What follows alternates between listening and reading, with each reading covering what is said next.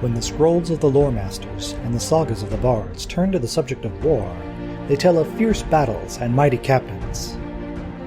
Perhaps the course of history is determined by these epic events, yet such clashes are perforce rare, occurring only a few times in an age. The ceaseless battle between light and darkness has made no less an impact on the multitudes forgotten in the histories. Even in centuries otherwise considered peaceful or quiet, humble folk fight against evil. Yet their unremembered struggle is no less desperate, no less final for those who fall in the myriad little skirmishes, and perhaps no less important in the eyes of the One. Let us turn our attention, then, to northeastern Rhudaur. It is the year 1408 of the Third Age of Middle-earth, and the Witch King of Angmar makes ready to launch a new war against the remnant of the Dunedain of Rhudaur.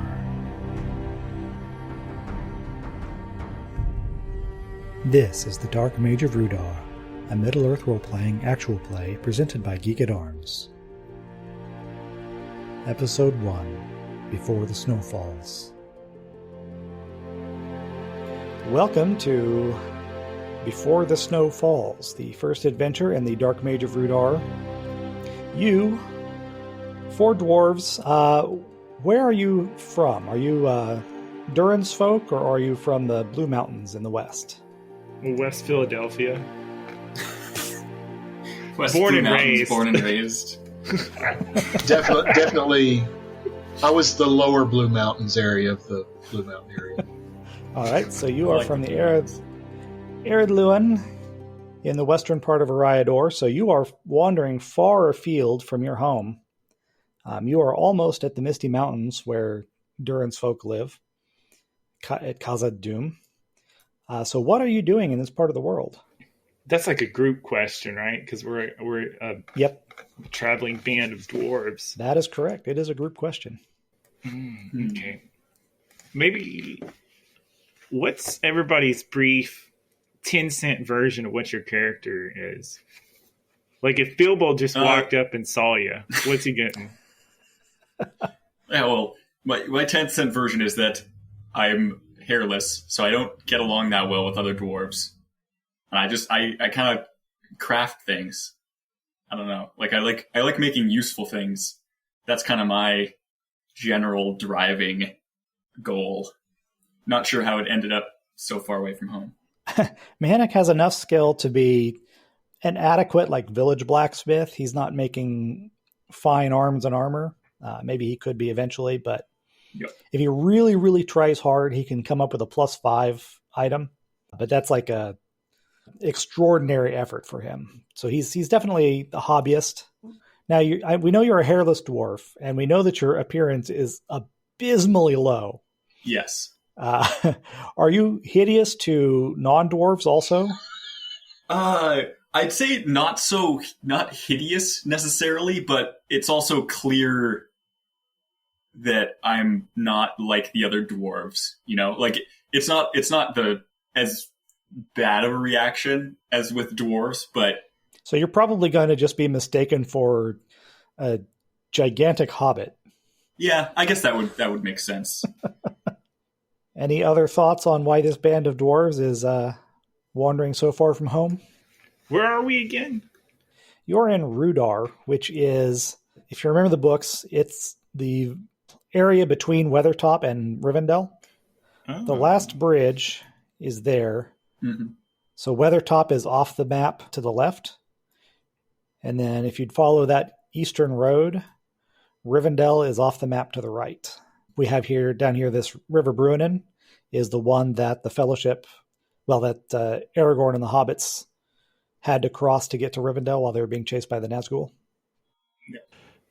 Maybe it could be that we've left our ancestral home in the Blue Mountains because times are rough, and we've heard that our cousins, Durin's folk, are doing better, and so we've gone to see what they're doing, and maybe take home ideas for crafts, prosperity, and advice and some such. That's true, because the dwarves of Khazad Dûm have been mining a vein of mithril for 300 or 400 years at this point. They have not yet awakened the Balrog. We could also say we're making a pilgrimage Yes, to see the halls of Khazad-dûm. All right. we're definitely on pilgrimage. Yeah, I like it. All right. So you've come this far west in search of Khazad-dûm. You're almost there, but you're running really short on money. Mm-hmm. And things have been more expensive than you expected. The lands between here and Ered Luin are in a lot of turmoil. There's wargs and wolves and orcs everywhere. Angmar sends out patrols, and the Dunedain are fighting them. And those hobbits, I swear, they'll nickel and dime you for every single thing. And so you've reached this place called Thuin Boyd, which is the stronghold of a group called the Volsegi, who are kind of transplant Northrond warriors. They came originally from the areas around Mirkwood and were imported. They were imported. They were brought in by the Dunedain as kind of mercenaries / colonists to settle in Rhudaur and keep it civilized. However, about 80 years ago, Angmar attacked Arnor, or the nations that once were Arnor. The Dunedain presence in Rhudaur has been largely destroyed. They've withdrawn to Cardolan and Arthedain to the east, leaving behind these Volsegi, these mercenaries, to guard a series of fortified towers in the area called the Gondrin. And this is their biggest and most important one. They are suspicious of mercenaries and wanderers, outsiders. And so you are staying in this inn, number 7, which is called the Yellow Dawn Inn. And it is reserved for outsiders. It's kind of disorderly, dirty, free from vermin at least, and the food is good. But it costs 26 tin pieces a night, which is a bit steep. And so here you are in the inn, and you're sitting around a table, enjoying your evening meal and mead. There are 2 guys in the corner over here that are talking to each other, and you can't quite overhear what they're saying. They're talking very low, but they keep glancing your direction. It's possible that they're just staring at Mhenuk since he's so weird looking. Yeah, I move my hammer to my left side and kind of set it on the table within reach, and then go back to drinking. All right. Now I'm assuming that you're not in your battle kit. No. Because you've been staying here for a couple of nights, looking for your next move. So your gear is all stashed over here in the corner near where you've been sleeping. Gotcha. But sure, your hammer's there on the table. No plate though. Right. Not wearing this full plate armor, clanking around the inn. And these 2 guys, one of them is a young man. He's in his maybe late 20s, well dressed, nice hair. He looks really put together. The other guy is middle aged, a little portly, but still dressed in finely cut tunic. They look like they're probably merchants. And eventually, the bigger guy gets up and he leaves, and the other fellow stands up and comes over to your table and says, gentlemen, hi. I'm Dagar. I was wondering, you look like, are you caravan guards, mercenaries? You kind of have that look about you. I was wondering if maybe you're available for hire. Depends. What's the job? Well, now I am kind of the apprentice victualler of Thuin Boyd here, and as you know, as winter comes on in the angle here, things get a little tense. The hillmen start to besiege the towers, and we've got just a couple of weeks left before all of that kicks off. And I have come into a shipment of grain that I would really like to get up to the Turth on. I've got a contract to get it up there.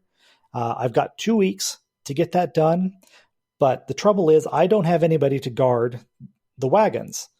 And I'll admit it is a kind of dangerous time. We're entering the Trigtagan, the troll days. And there's a lot of hillmen wandering around. So It's entirely possible that we could come under attack, and so I really, really need somebody to guard this grain for me. Are you interested? Where are you headed again?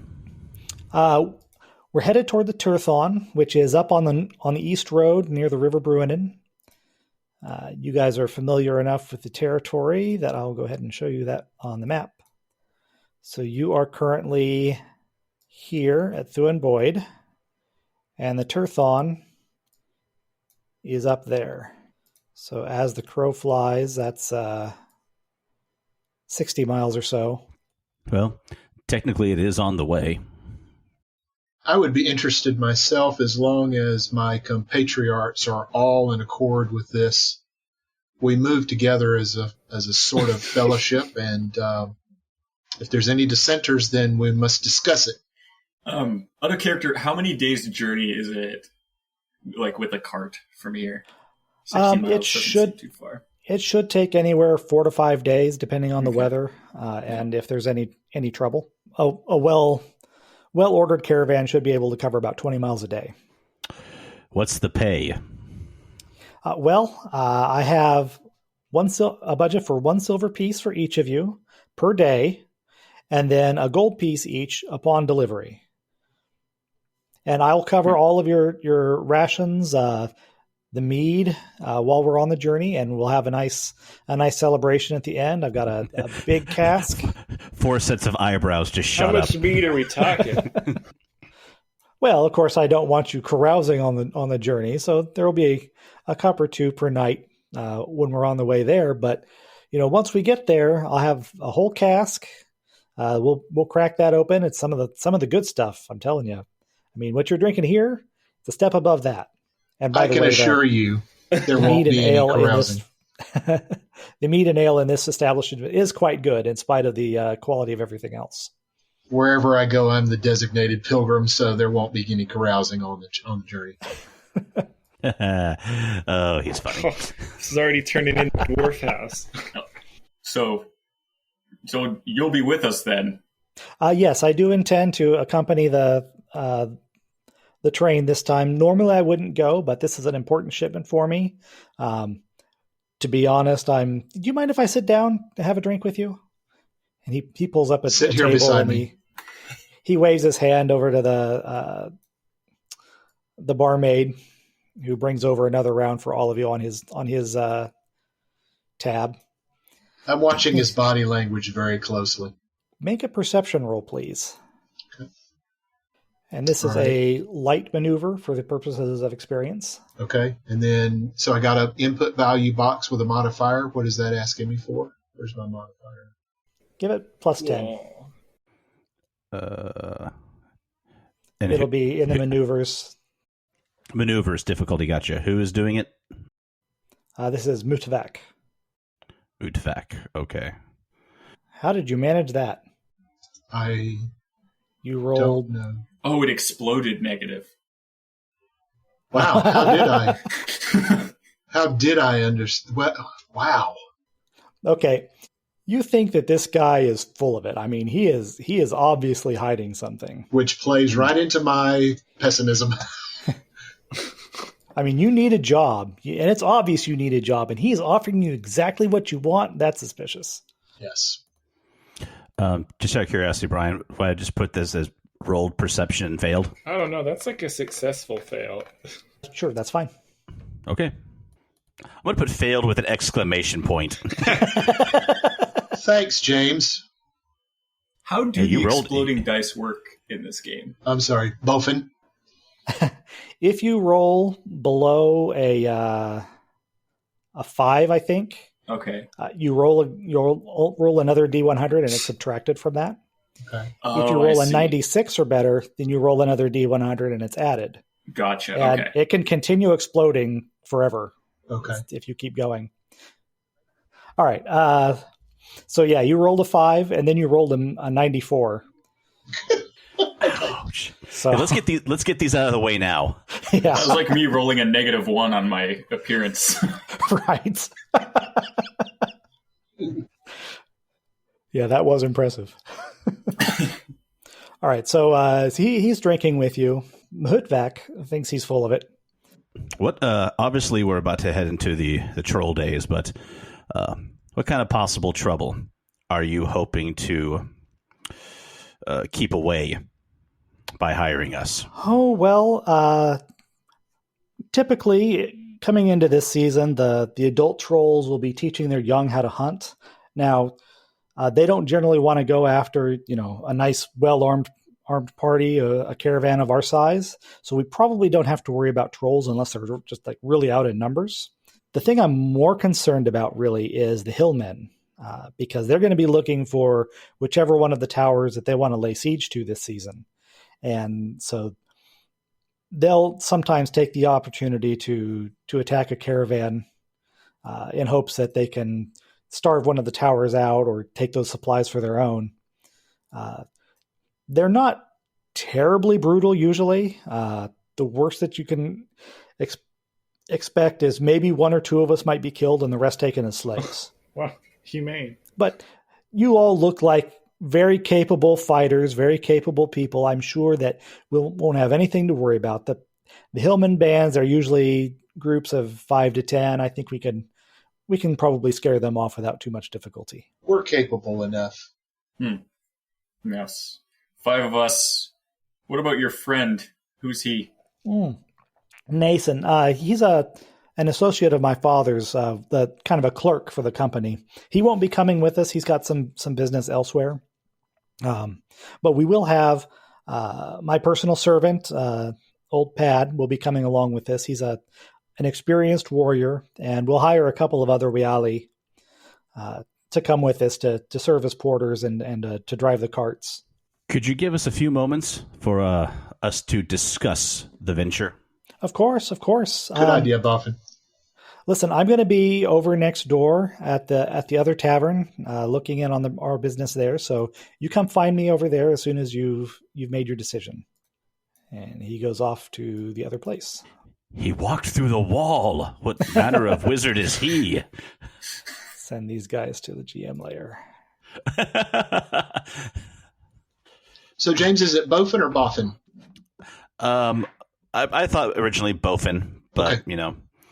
While I didn't use the name generator, I did pull up a list of all of the named dwarves in Tolkien's works, and I'm like, okay, well, he did sound like a member of Thorin's party. Yeah, so I'm like, okay, I'll do Bofin, son of Borfin, because that's usually how things work. Very good.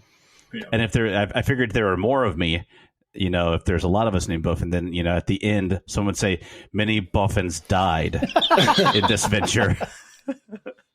That sounds quaint. Cool. Anyway, I almost made Bryan do a spit take. Yes. I'm. Anyway, back to the game. I'll try to remember. Yeah, I'll try to remember to put my character name in parentheses like you guys did. Cool, thank you. So, all right, lads, what do you think? I don't trust him. I don't trust him as far as I could throw him. Yes, but how far could you throw him? About 3.5 feet. Okay, then. Mhenuk, what about you? He's coming along, isn't he? Not much you can do. He's outnumbered. Doesn't seem like a threat to me. Yeah. Glock? I say we do it. Nobody works with trolls. He's got a point. That's true. And I doubt he's working with the Hillmen, because if he did, he'd just be giving them the grain directly. Wouldn't have all of us along. True. But whatever you guys think. I mean, I'm into the fellowship of the whole thing, so whatever we do, let's do it as a group. It is technically on our way to the mountain, and more coin. It's never a bad thing, and always better to travel in a group, especially as he says, we're heading into dangerous days. Okay. Indeed. About ready to leave. And might I point out, they're covering the mead. Point which should not be overlooked. So, Bryan, you said there are other people in the tavern? Yeah, there's a few. You've got over here in the other corner, these two guys. They look like they're also wagon guards of some stripe. Probably if you don't work for Dagar, he'll talk to them next. And then you've got the serving wench, and then this guy over here who's cooking the food. I'm gonna go talk to the other guards. I'm gonna go ask those lads. If they're more familiar with the area, they may know what the roads are actually like this time of year. All right. More intel, so to speak. So they are both. They look like they're probably Northrons, like the rest of the people in this area, or maybe local Ariadorans. The older one says, "Oh yeah, I've been doing this a while. That the Volsegi, they don't care much for us, the mercenaries, but yeah, it can get a little hairy. I was actually planning on heading back to Tharbad myself. I'm not sure I'd want to go to the Turthon unless the pay was pretty good. But yeah, usually what happens is after the first snowfall, all of these hillman rangers come up out of the woods, out of everywhere, and they lay siege to all of these towers, and they pick just one of them, and they really hammer at it. And every once in a while, they knock it over and they occupy it. But as soon as summer comes around, they skedaddle. They get out of there because the Volsegi are much better in the summer, and they got the mounted units, the horsemen, and the hillmen don't have much in the way of horses. So when summer comes, they get out of the tower, and the Kultirith take it back, or not the Kultirith, the Volsegi take it back. The Kultirith are the ones up in Karn Doom. Anyway, so yeah, you'll see some hillmen, and they'll do some raiding, and they'll hit a caravan every once in a while. But to be honest, they're mostly cowards. They run off. The trolls are a problem sometimes, but other than that, that every once in a while the Kultirith actually get involved themselves, and they can be a nuisance. They're real good fighters, but they don't usually hit the caravans. Thanks, lads. Appreciate it. Oh, you're welcome. I do. It's as our potential employer said. Best case scenario, we're walking a few days along a road we might have taken anyway. Continue to fill our bellies with food and drink. At the end, we get paid and have a party. Is it going to end up like that? Probably not. But, well, it's either that or we carry on by ourselves. Yeah. Yeah, let's go. Right. Okay. We'll lift our tankards in agreement, or our Chicken Express cups. And Mass Effect cup. Transformers. Oh, gotcha. Just random blue plastic. Hey, best of all. I'm gonna find a tankard to use to drink out of for this campaign. All right, so you head over next door to Colberth's Tavern, and as soon as you step through the door, you get some dirty looks, especially from one large, overly muscled blonde guy who just scowls at you. But Dagar is in there, and when he sees you come in, he's talking to Nazan again, and he comes over and says, "So, what have you decided? Will you be joining me?" "Yes." I will be coming with you.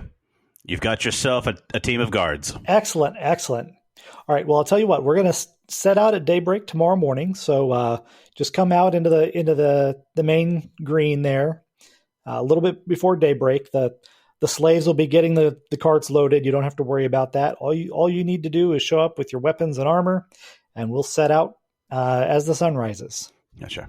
Great. Okay. Well, I still got some business to do here, so it's a pleasure to have you on the crew. I turn to the others as he leaves. I feel like we maybe should have haggled him a bit. Agreed.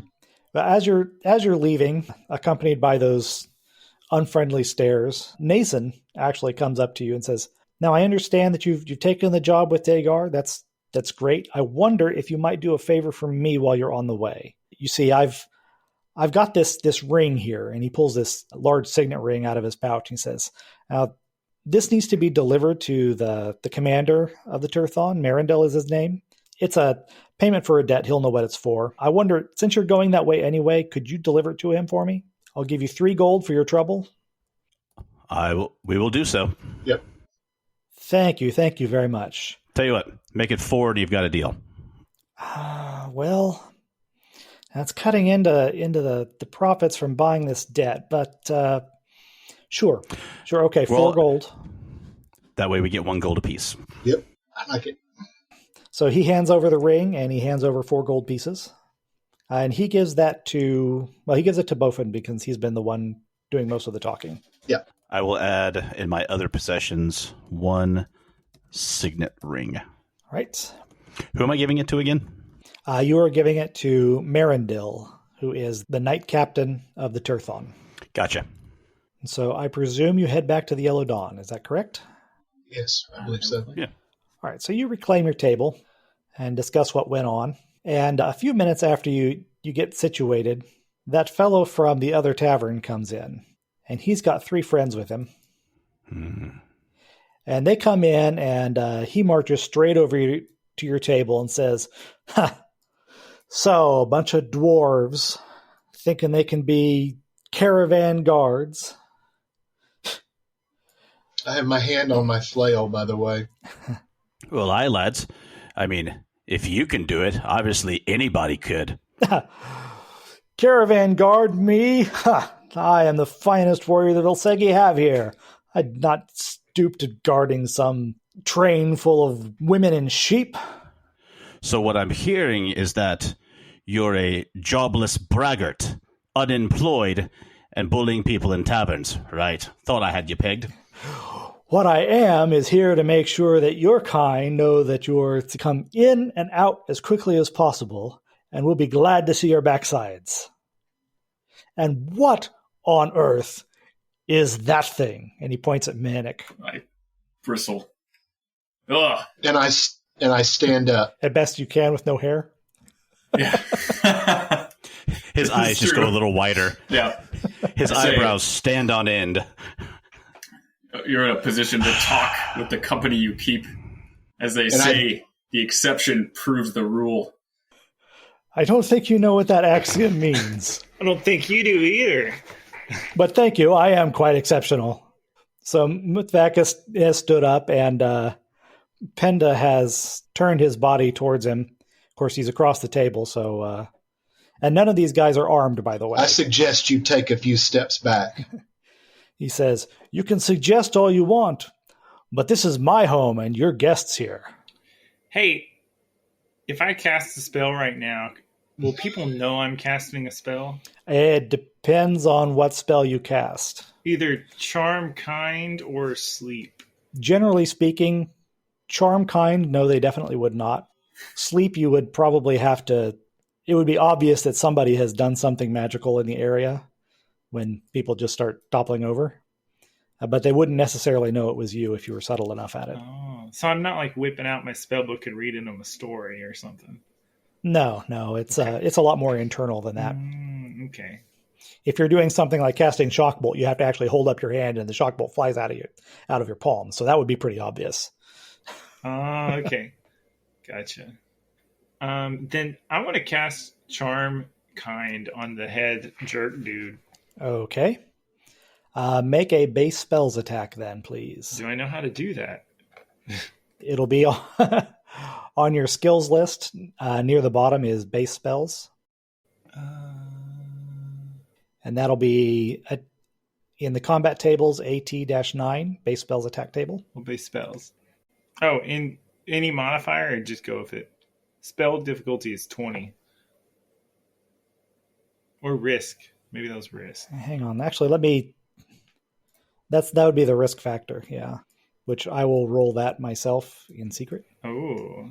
So yeah, the only things that would modify your base spells attack would be range, which you're actually give it a +10 because you're very close to these guys.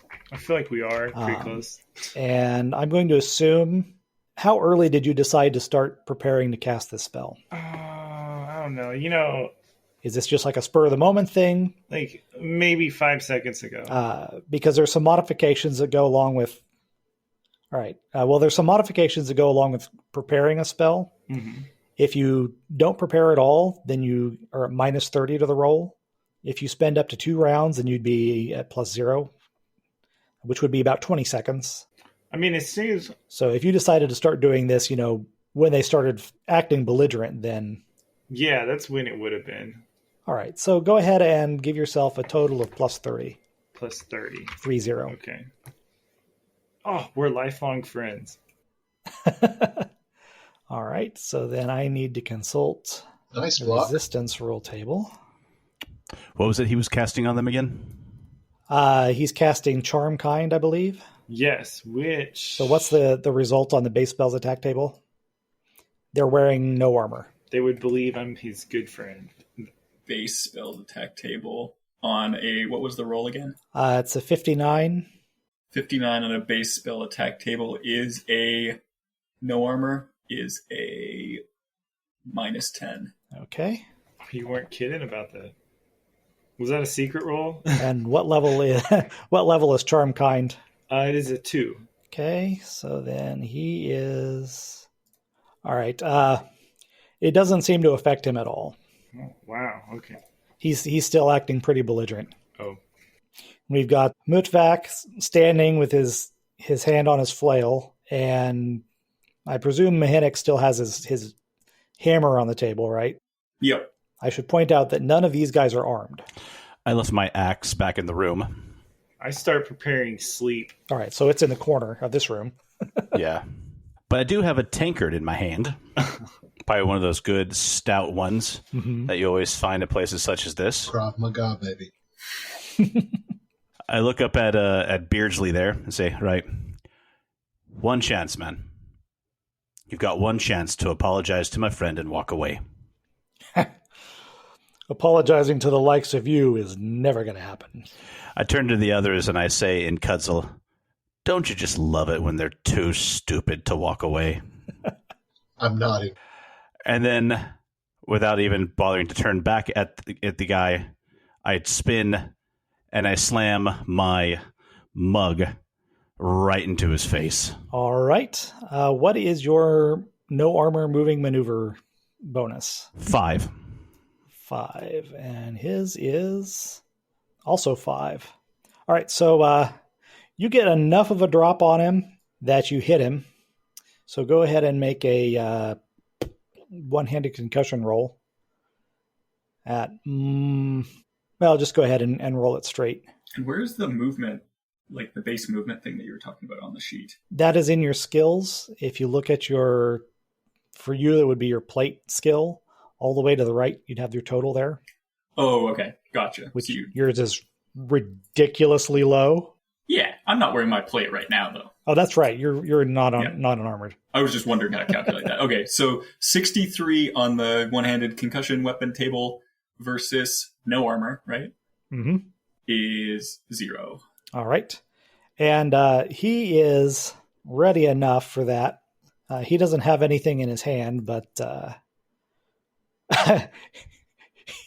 he manages to fumble. Awesome. Okay, so hand, arms, fumble. Let's see, would be I'm honestly not sure what fumble table this would use. I've never actually done hand to hand in this game. So would it be the grappling critical table? No, that's only if somebody got a critical. What about hand, arms, fumble table? That's what I was thinking, but he's not actually using. I'm going to just make it a moving maneuver fumble failure. Oh, yeah. All right, so his failure roll was what? 88. So he sees it coming, and he tries to get out of the way, but this place is in such, it's not very well kept, and there is a mug on the floor, which he steps on and twists his ankle. He goes down howling and holding his foot, so it looks like Bofin has just laid him out, but in reality he hurt himself, and his friend immediately grabs him, and he's and is kind of counts as one. is helping him up, and these other two guys come over and they get him up, and he limps out of the tavern. He is no longer blustering. All he right. seems quite embarrassed. That's not how I expected that to go. Some great warrior he turned out to be. the two guys in the corner are clapping and I look cheering over for you. at Mhenuk and I say, "You good?" Nothing that hasn't happened before. But regardless, and I pour half of my remaining drink into Bofin's mug, as I assume some splashed out. Nice. I hold it up, and I say to the applause, and I say, "I'm keeping this mug. I'll pay the 10 for it or whatever, but I'm keeping it." All right. Now, Bofin, if I could ask you another favor, do you still have that ring? I do. I've been wanting to look at it. Yeah, why not? I would like to examine the ring.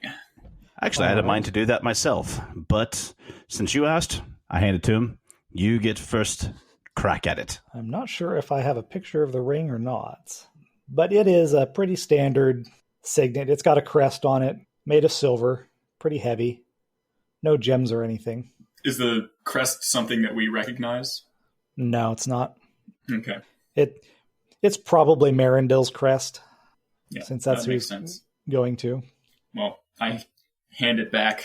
Seems like a simple symbol after all. I wonder why he wouldn't tell his colleague about it. I'm going to use appraisal on it. Okay. Mhenuk, did you recognize something on that signet ring? No, Okay. it's a crest, not one I've seen before. All right. Based on your assessment, it's probably worth somewhere in the vicinity of 7 to 10 gold on its own, based on the craftsmanship. But since it belongs to a particular person and it would have been a custom job, it probably costs somewhere around 30 to have it made. It's you think it would be capable of creating a very sharp impression. As in, the craftsmanship of it is really good, or it's unique? The craftsmanship is decent. It'd make a very good seal impression. Yep. And of course, it is unique because it's somebody's personal house crest. Gotcha. Okay. Probably customized for with whatever his blazon is. You're not familiar enough with the heraldry of Rhudaur to be able to identify it specifically, but it would probably be difficult to sell though because it is so specific. Mm-hmm. All right, so you passed the. And this is a princely gift for a captain of a guard. Well, you pass the rest of the night in relative comfort, and there's no further disruptions. The morning dawns. It's crisp weather. It's not terribly cold, a little breezy. You come out into the green, and sure enough, there are two peasant-looking fellows loading up the carts under the supervision of an older servant who is largely being ignored by Dagar, who's having a conversation with Nason. The wagons get all packed up, the gates open, and you are on your way. So the terrain falls sharply down out of Thuenboyd. It's up on a ridge. You've got forest to your right, fairly thick, and then elsewhere there's just scattered trees here and there. And then once you're down off the hill, the land starts to rise slowly toward the Misty Mountains, and to one side there's a stream that runs. It's mostly dry right now. It's just a little bit of a trickle because the wet season is over and we're heading into winter. It's slow going, 1.5 miles per hour about. Before we get on any further, I need everybody to make perception rolls for the first leg of the journey. At 0 modifier? Yep. I need to bump that up. Wow. You guys are remarkably persistent, at least. What is with our rolls? Consistent. And it's not just a random number generator error because you've all got different skills. Yep. All right. So you're traveling along. As I said, the land is rising, and then you start to get these rolling hills to either side that come closer and closer. And eventually you come to a place where there's this kind of narrow defile between the two sets of hills. Mm-hmm. And you don't really think much. You don't notice anything. And you get to hear between these two rocky walls. And suddenly, from out behind a lot of the trees, you've got wolves. And they just come swarming out of the woods toward you. Where are we on this map? Mine might just be lagging. There Yeah, you I are think in it the is.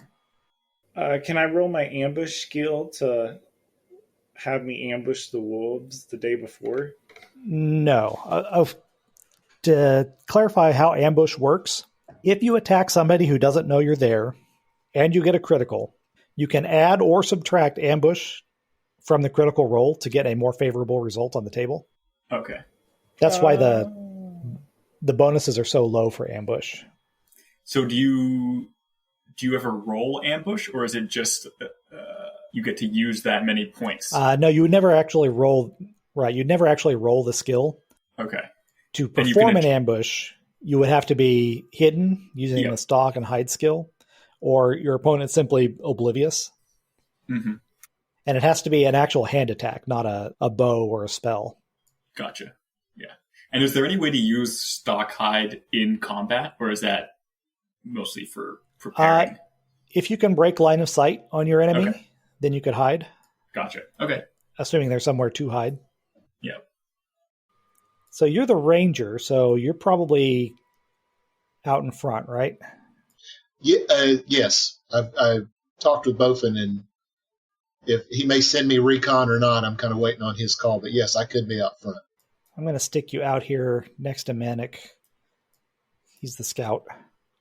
So you were not paying attention. You guys were talking to each other about something or other.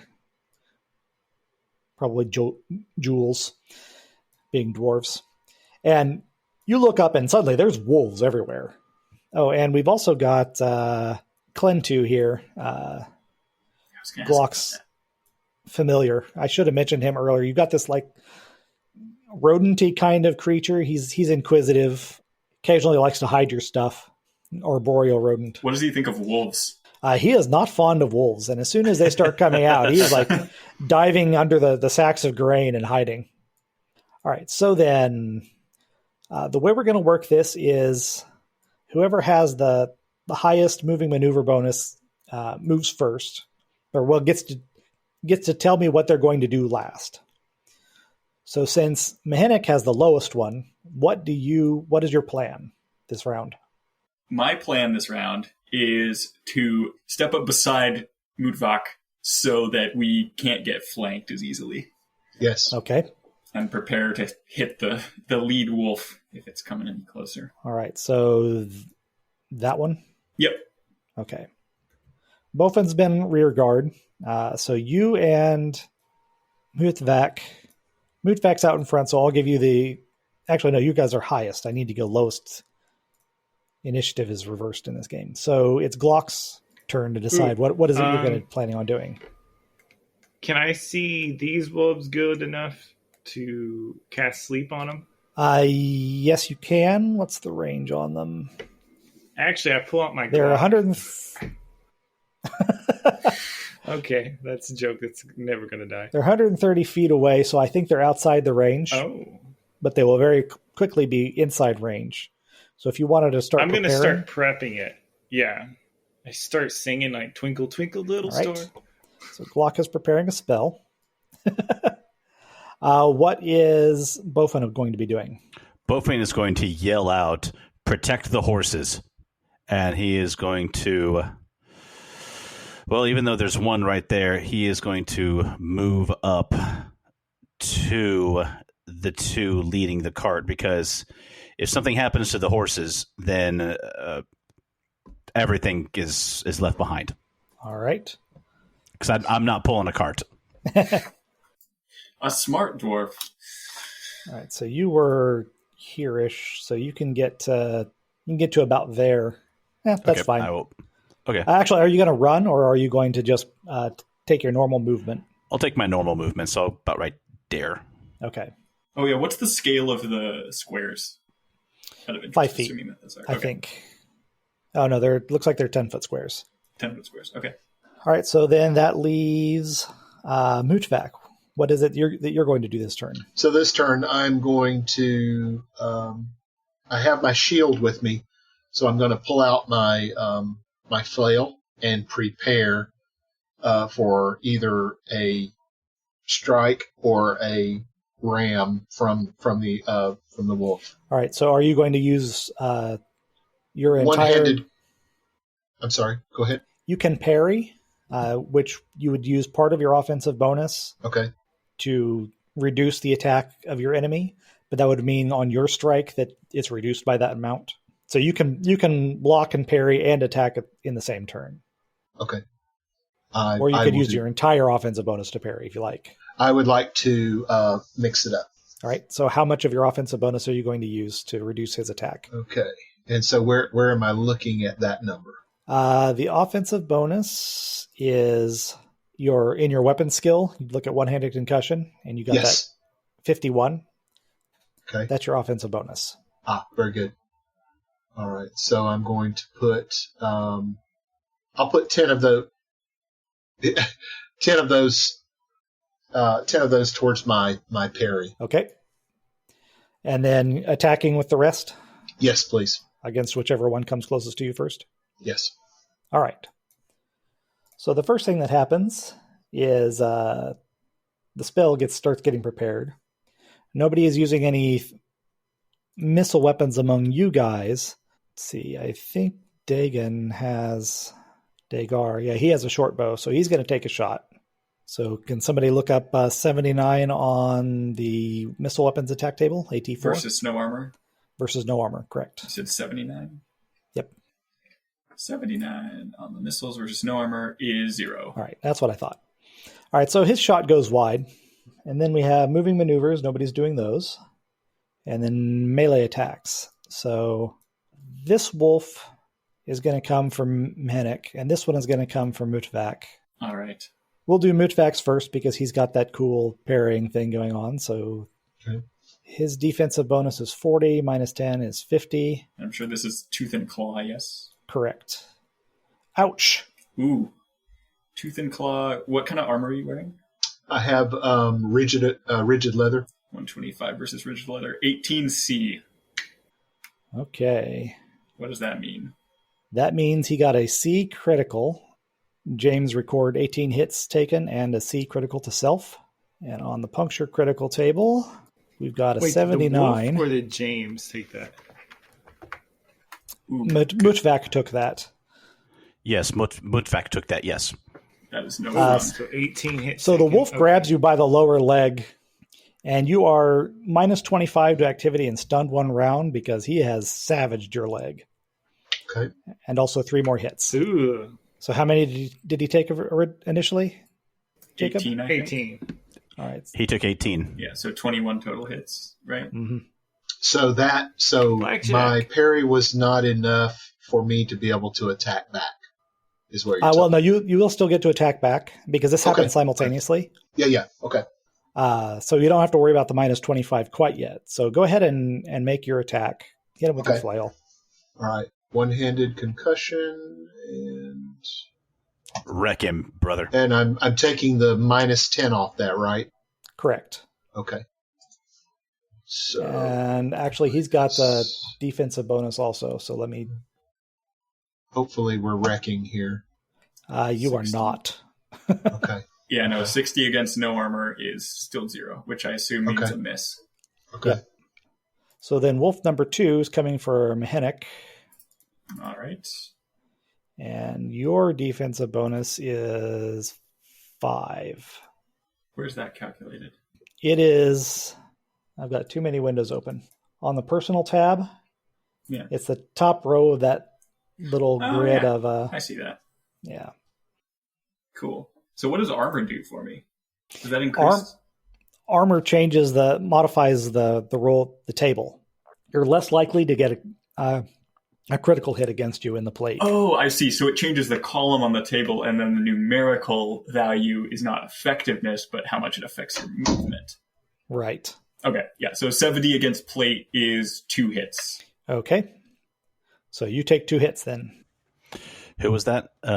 That Mhenuk? was Mhenuk, yes. And I guess I need to mark that down manually, probably, right? And Bryan, real quick, let me just ask a quick question just back. So on my chart, I see several checks under rigid armor, and then I see 3 checks under chain. So should I have told Mhenuk when he was looking that up that I have two types of combined armor, or is that one? No, those are how much skill you have in wearing that armor. Very good. Okay. The armor that you're actually wearing is given on that front page under Front page. resistances Gotcha. and defenses. Okay. Very good. Okay, thank you. You're welcome. All right, so those are the only two wolves that could attack, but they can run really fast. So, yep, they're coming. Goodness. Right up here to those horses. All right, so next round. Glock, are you going to cast your spell at minus whatever it would be now, or continue preparing? Oh, so did I not get an attack that round? Oh, yeah, you did. You attack. Sorry, I missed you. I was just because I knew that I wanted to move into the position that kind of the wolf is in now, but I guess I want to attack otherwise, right? He's already rolled their defense. He's like, there's no point. Okay. And then I just roll my one-handed concussion, right? Yes. With 0. And that is a 115. One-handed concussion versus no armor. Yep. 115 is 14D. Okay. What does D mean? Is that a different kind of crit? Yep, that means it's plus 10 on the critical chart. Okay. And that's a crush critical? Yep. And then do you roll the criticals, or should I just roll a D100? It's already rolled there. See, in primary critical on your roll. Oh, and what's a secondary critical? Some weapons will do another critical at two levels of severity less. Okay. The Warhammer or the Mace is not one of them. So that should be 23, right? The primary critical was a 13 roll plus the 10 from D. Right. From a D level critical? Okay, yeah. So 23 on the crush critical table is blow to the side, 4 hits, negative 40 activity for 1 round. Okay. And the original number of hits was 14, I think. Yeah, so 18 hits. Give him a little flag that he's got -2 activity. I should do the same thing for Mhutvak. All right. Now we're in the next round. Don't believe anybody's bleeding, so we don't have to worry about that. So then, Glock, are you continuing to prepare? What's my negative right now? Let's see. You have spent 1 round preparing, so you're at -15. Minus is bad, right? Yes. Okay, but that wolf could totally get me. How far away are you from those wolves? They're 34 feet away. I feel like relationally pretty close. And they have like 100 feet of movement or something dumb. Yeah, they're very fast. They're wolves. So hey, don't try to run from them. Does it make a difference? Don't run. They could smell fear. Seabears don't turn your back on something that's faster than you. Does my spell adder change how this works? My chances of it working? No, it just gives you the ability to cast 1 more spell each day. Well, it's a +2, so 2, right? But... Oh, right. 2 more spells each day. Didn't I have another magic thing? Or did I just land on spell adder twice? That's what I did. Okay. Yeah, I'm gonna cast it because I don't want to be eaten alive by wolves. Make your base spells attack roll with a -15. Are there any other modifications? Wait, what is my base? What's my base chance of success? As is. See, against no armor, right? You need it. Yeah.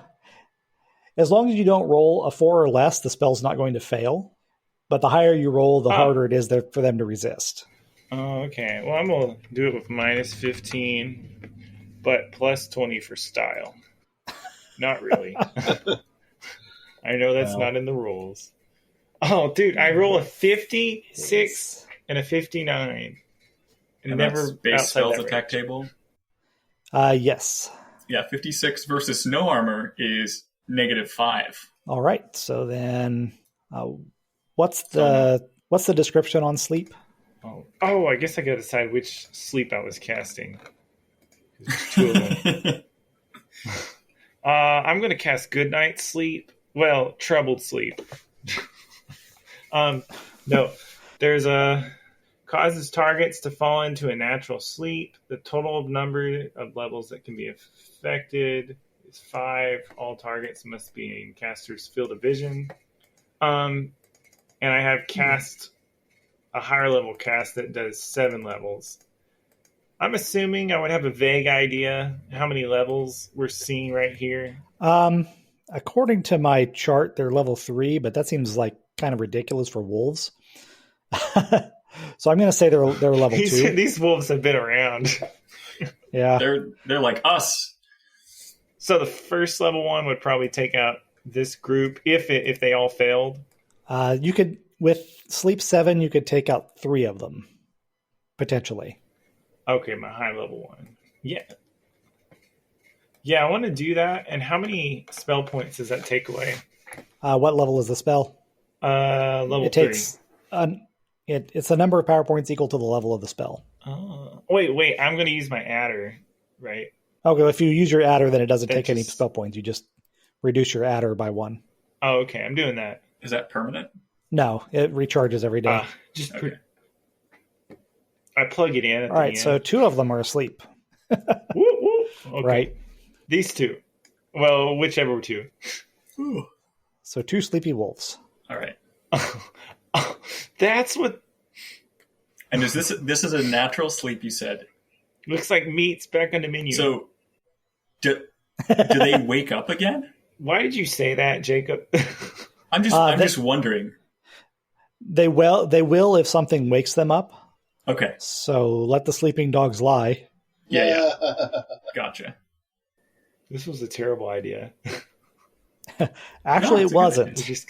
Because as soon as those 2 wolves go down, the others all kind of pause and look at them, and they decide to run away. All right.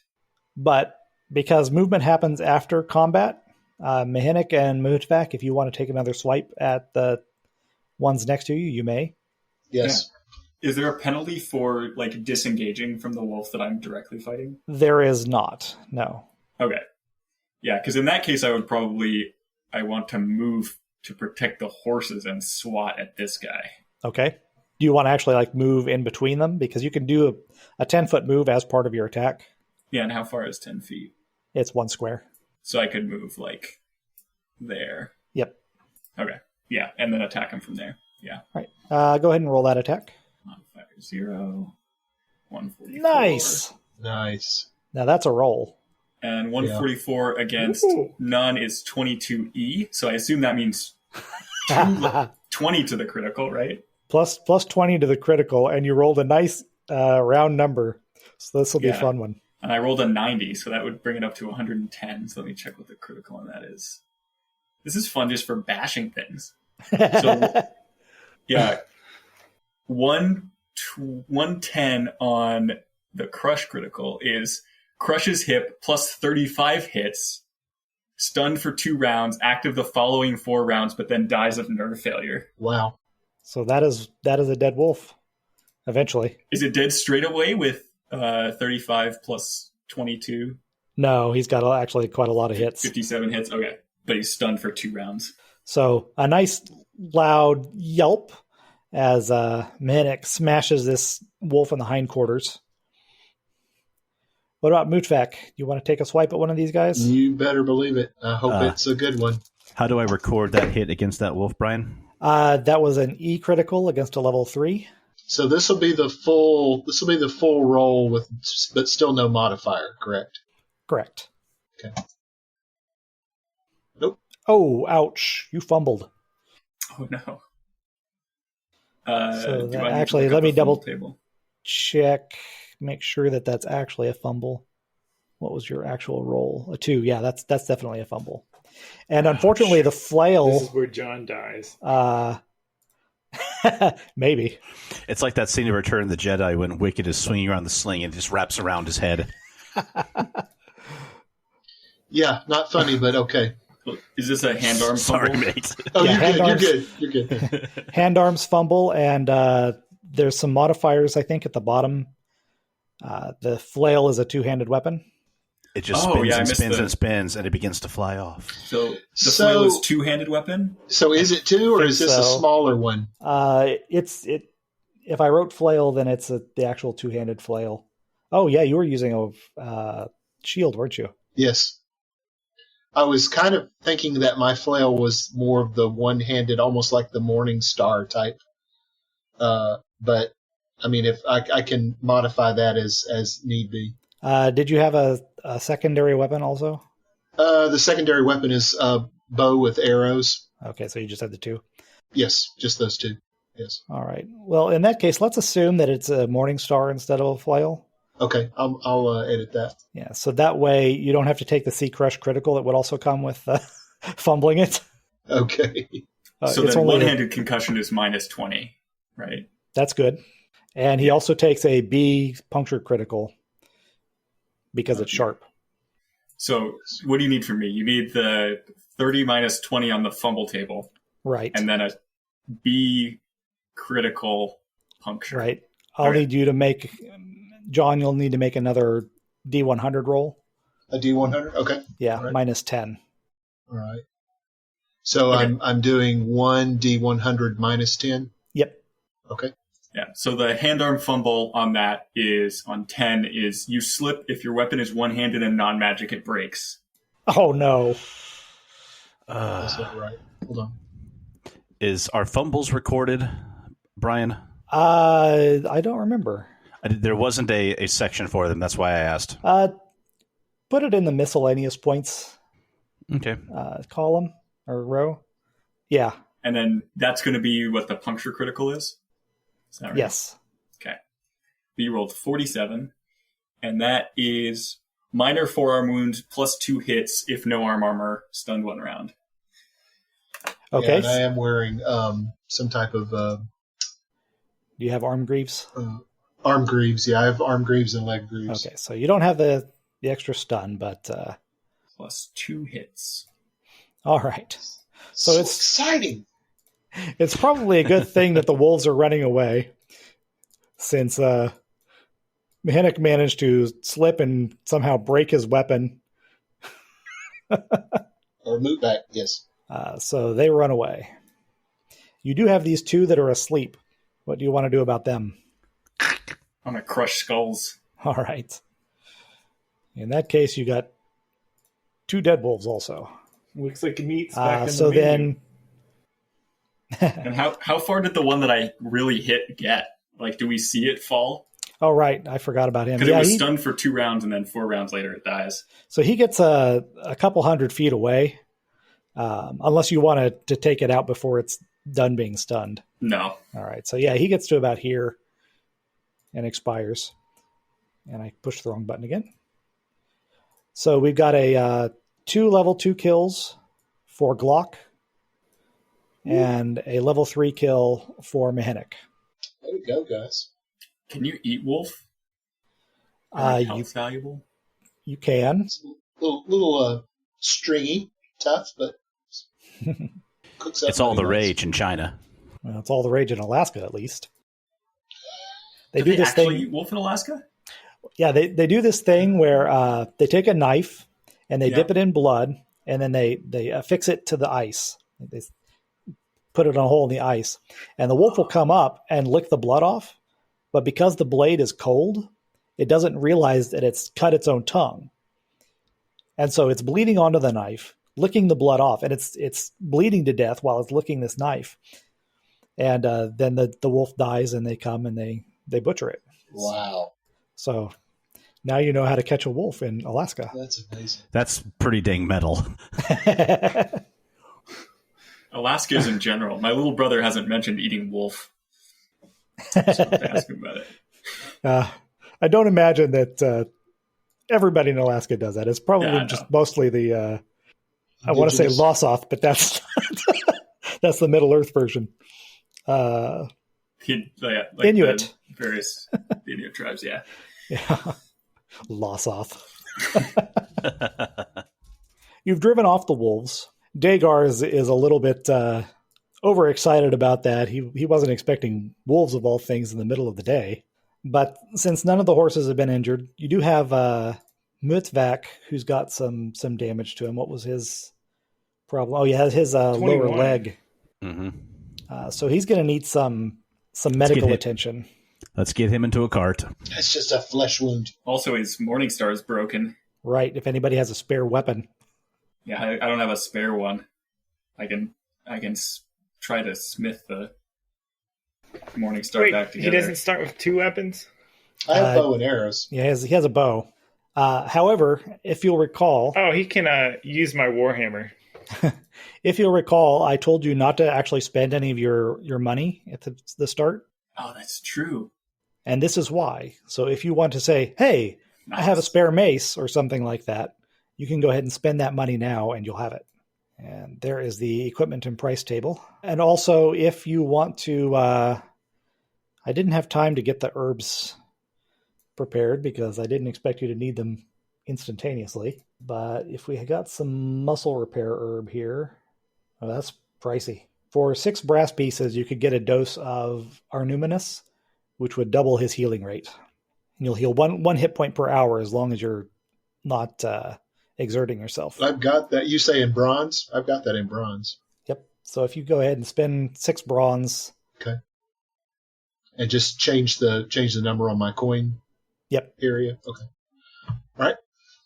And I add that to other possessions, right? No, you're just going to go ahead and use it immediately. Well, Use it. Okay. Yeah, you'll use it at when you stop to rest. Gotcha. To camp for the night. The rest of the day is fairly well uneventful. You come down out of the hills, cross the crossroads, and Dagar wants to go use the old Dunnish road, which is a little bit more direct. Mm-hmm. Is that the dotted line? The dotted line is the main road. Oh, okay. He wants to take this solid line out to Meg Tuir, which is a bit more direct to get to the Turthon. And so you can get to here, I think. Let me double check my table here. Yep. And the ground is flattening out here. You've got some rolling grasslands. And at about getting close to dusk, the sun is suddenly covered. And you've got, shadow covers the land. And you look up and there is just a whole lot of birds flying overhead. And they settle down into the fields a little bit to the south. They look like they're smallish birds, nothing dangerous or anything like that. But having the flock that close, if you feel up to it, you could possibly hunt some to get some fresh meat, or you could let them serve as an early warning system. I like that idea. All right. So it's about almost 6 o'clock in the evening. Of course, that doesn't really make much difference, clocks, so forth. But the sun goes down early this time of year, and you're making camp. How do you want to set your watches? I will take... Okay, nope, you got it. I will take second. Who wants third? I'll Jacob take it. or Jacob? Okay. Yep. I'm trying to think of a good name to call the wizard. What would I call him? Nerd.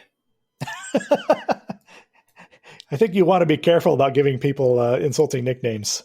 No, it's true. What would a dwarf call a dwarf mage? That doesn't I start exist. preparing sleep, I'm not sure. knowing that I'm going to get another of his lame puns, Sparklebeard. No, that's his clan name. and cast it right as he starts talking. Well, you got the PowerPoints left. You might as well cast sleep on everybody, so they don't have to. Oh, dude, no, I don't want to do that. I know it'll backfire. We'll have a critical fail, and we'll sleep till the third age. Well, and don't forget the secret rolls that determine whether or not orcs come looking for us. But no, going to sleep's not the problem. It's like Bryan will tell us, you all wake up in a troll's cookpot. I can start a fire, though. All right, so first watch. Give me a perception roll, please. All right. One moment. I'm gonna find my static maneuver table. No modifiers. Correct. 65. Okay. The first 3 hours pass uneventfully. Those birds out there are making some pleasant sounds. You enjoy that for a little while until they all go to sleep. And eventually you go and you wake up. Was it Bofin taking second watch? Yes. Yes. Right. Give me your perception roll, please. Ooh. Wow. I160. like see that. everything. It haunts my dreams. All right. So you are remarkably alert. I've been counting the birds. All right. You're feeling good about this, and You decide to take a little circuit around the camp, find a place where you can see pretty far, and you are very confident that there is no trouble in the area. You don't hear any wolf howls or anything like that. You don't see any movement of hillmen. This is a secure campsite. And that being the case, you pass along what you've seen to Mhenuk when he starts his watch. So I'm not going to require him to make a perception roll to find out that there's nothing happening. Sweet. And then Glock gets the honor of keeping lookout while the camp gets packed back up and everybody is getting ready to get back on the road. At dawn, those birds start getting a little bit agitated. They fly up and down and they're searching around hunting for food. And then all of a sudden they just all burst into the air and they take off and they are circling around and then they fly off to the south. A look in that direction shows you that there are 4 men up on a ridge looking down at your campsite. And they watch you for a few minutes and then they run off toward the north. So they cross the road ahead of you and up into off into the grasslands. There's no hills that direction. All right, lads, let's get a move on. Quick like. Yeah, I look to Mhutvak. Yep. Mhutvak, do you have another weapon for the one that got broken? I have my bow. Well, again, if you want to go ahead and spend some more money on that, okay. You can just say, oh, hey, yeah, I had a spare. Or you can borrow my warhammer. Yeah, I'm purchasing a club. All right, a one-handed club. Nice and cheap. Yep. Yeah. I fear we may end up using it again. Yep. I thought I would do the same, Brian, since I've just got the battle axe. Mm-hmm. And I feel I just spent my one good roll for the night. Do we have Mhutvak riding in a cart? Yeah, he's riding on the back of one of those carts right now. Can I hide him? I suppose you could, but anything that you would do to hide him would make him not very useful. If something happened, Okay. He'd have to spend a turn getting out from underneath those sacks of grain. Gotcha. Which wouldn't necessarily be an ambush opportunity. Right. Gotcha. Okay. Fair enough. Not with his bum leg. All right. Which is healing, by the way. It is healing. Right. After 12 hours, you should be almost healed. Oh, yeah. Do we gain, our points back? 1 per hour while resting. So I should be restored after the night then, right? Since I was only missing 2 hits. Yeah. You just had a couple of minor bruises. Yeah. Cool. And it's mostly, the hits that you take aren't actual damage usually. It's like strained muscles, you're sore after having a fight. The only actual injury was that wound to Mhutvak's leg. But do you keep track of hits in hit points? What do you mean? Are the hit points for tracking? Yeah, if you're reduced Okay. if you're reduced to 0 hit points, then you pass out. I see. Whether Okay. that's because you took a blow to the head, or you just are flat exhausted or whatever. Yeah. But the hit points are an abstraction. They don't necessarily represent I got damaged by an attack. Oh, yeah, I see what you mean. But yeah, I took 2 hits during that fight, so I went from 82 to 80. But then Right. resting up would have put me back at the top. Mm-hmm. Okay, that makes sense. But it wasn't necessarily an injury. It might have just been my muscles Yeah. are sore. Okay, yeah, I understand what you mean. Right.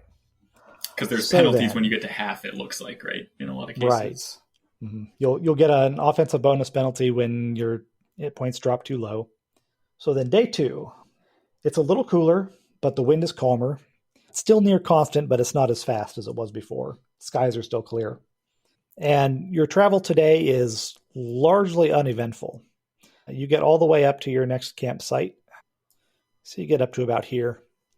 And you're making pretty good time. Dagar's still a little concerned about those hillmen you saw, thinking that they might have been a scouting party for a larger group that might come and hit you.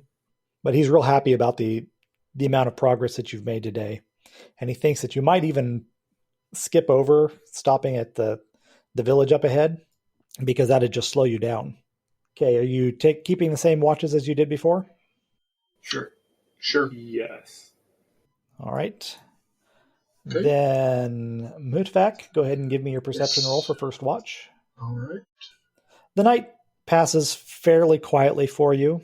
But about an hour before your watch is done, you just get kind of a prickly feeling on the back of your neck. Go ahead and give me another roll. Okay.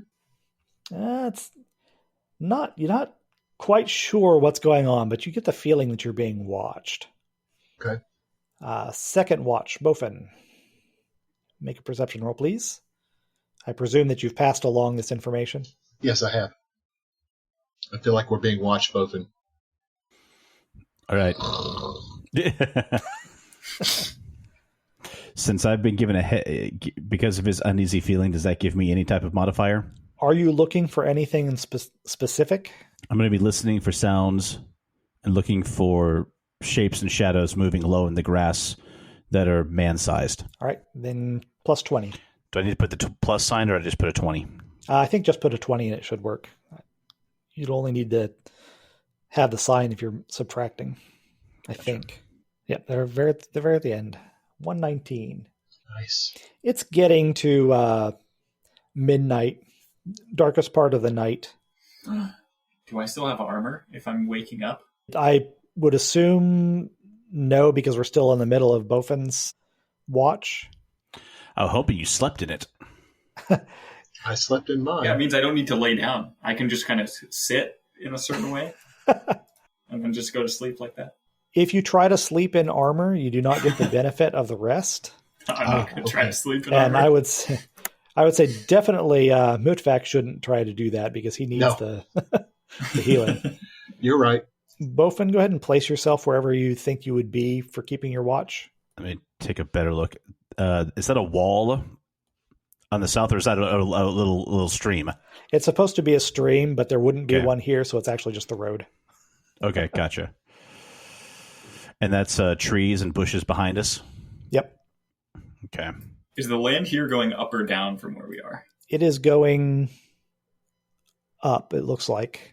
Okay. I'm going to have myself there so I can see a decent amount from the road and whatever All right. is to the right of me. I hope that's the right place. That's just determining which of the guys I reveal to you. So from there, you're keeping a sharp eye out because of the warning. And so you see this guy creeping about. He's coming out from the woods there. Now. And he's, sorry, for the benefit of everybody else. And he's low on the ground. He's kind of crawling and trying to stay behind the hummocks of ground. But you spot him. What do you do about it? In a low growl, I make it look like I'm giving the horse there a pat. And while as low a growl as I can, I say in my native tongue, "Get up, lads, get ready. We're under attack." Mhenuk, of course, is just about ready to get up anyway, so he hears it. Man, get him up, get him ready. We've got moments. I'm up. All right, and so he has, by this time, crept up behind this rock. You keep an eye on him out of the corner of your eye. After a couple of minutes, you realize that this guy is apparently scouting you. He's seen that there's a lot of dwarves suddenly awake, and you see him start to creep back off to the south again. He apparently doesn't realize that he's been spotted. Or if he does, he's playing it real cool. Bofin, which way are they coming from?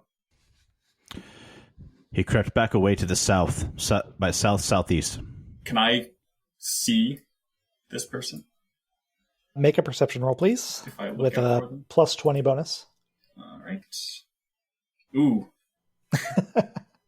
You are absolutely convinced that your friend is full of it. There is nothing out there. You may never try again on the same topic in the same area. All right. Yikes. And I head back to my tent.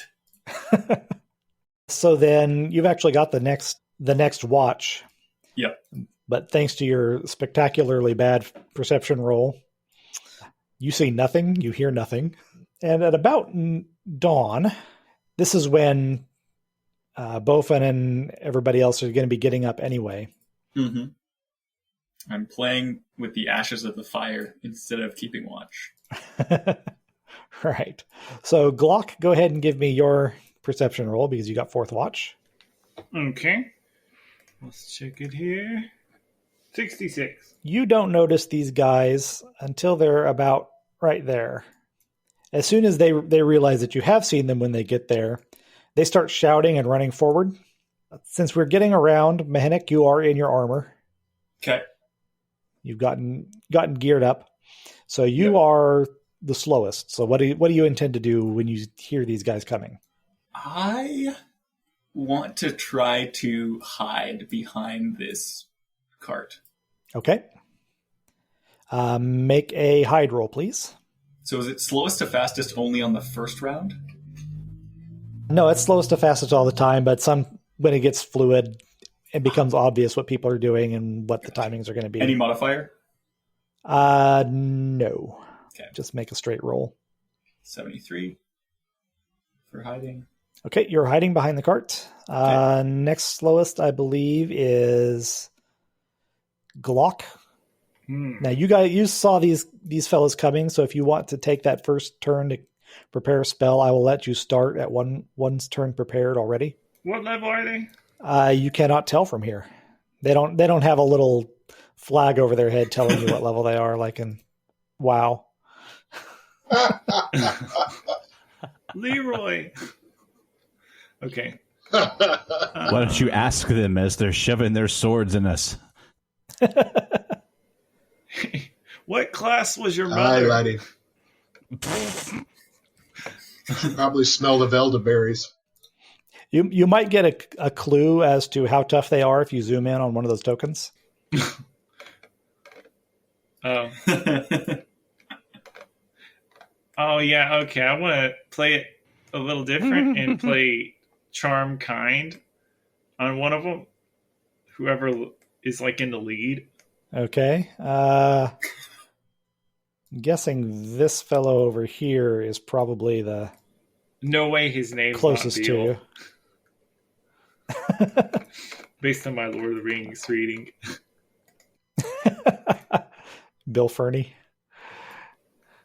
All right, so are you continuing to...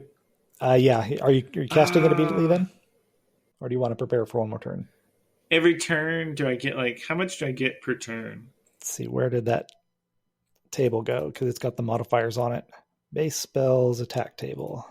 So one turn of preparation gets you from minus 30 to minus 15. The second round gets you to plus 0.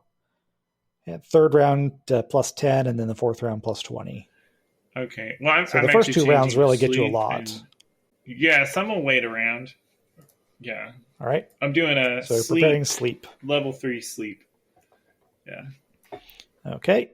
So then I don't have Mhutvak on the board again. Whoa, he's huge. I have super size on. He was extra big when you went to add him to the other one as well. Was that a fat joke? Yeah. Yeah. No, your token was just bigger than everybody else's. No, I'm just kidding, Jacob. I didn't prep it. Okay, we'll put you in a tent over here. You do have 40 pounds on me while being the same height, though. Yeah. So I don't know what dwarves think of that. You have that bad leg, so you're next in line. What did you intend to do this turn? Well, you say that, but it's almost healed. So Almost. I want you to know. Oh, I'm knocking an arrow, and I'm going to use the missile at the guy that's closest to us, which is, let's see, where am I? From where you are, it would probably be that guy there. That's the one I want to aim at, and I want to knock an arrow, and I want to loose that at him. Okay. And what about Bofin? What are you planning?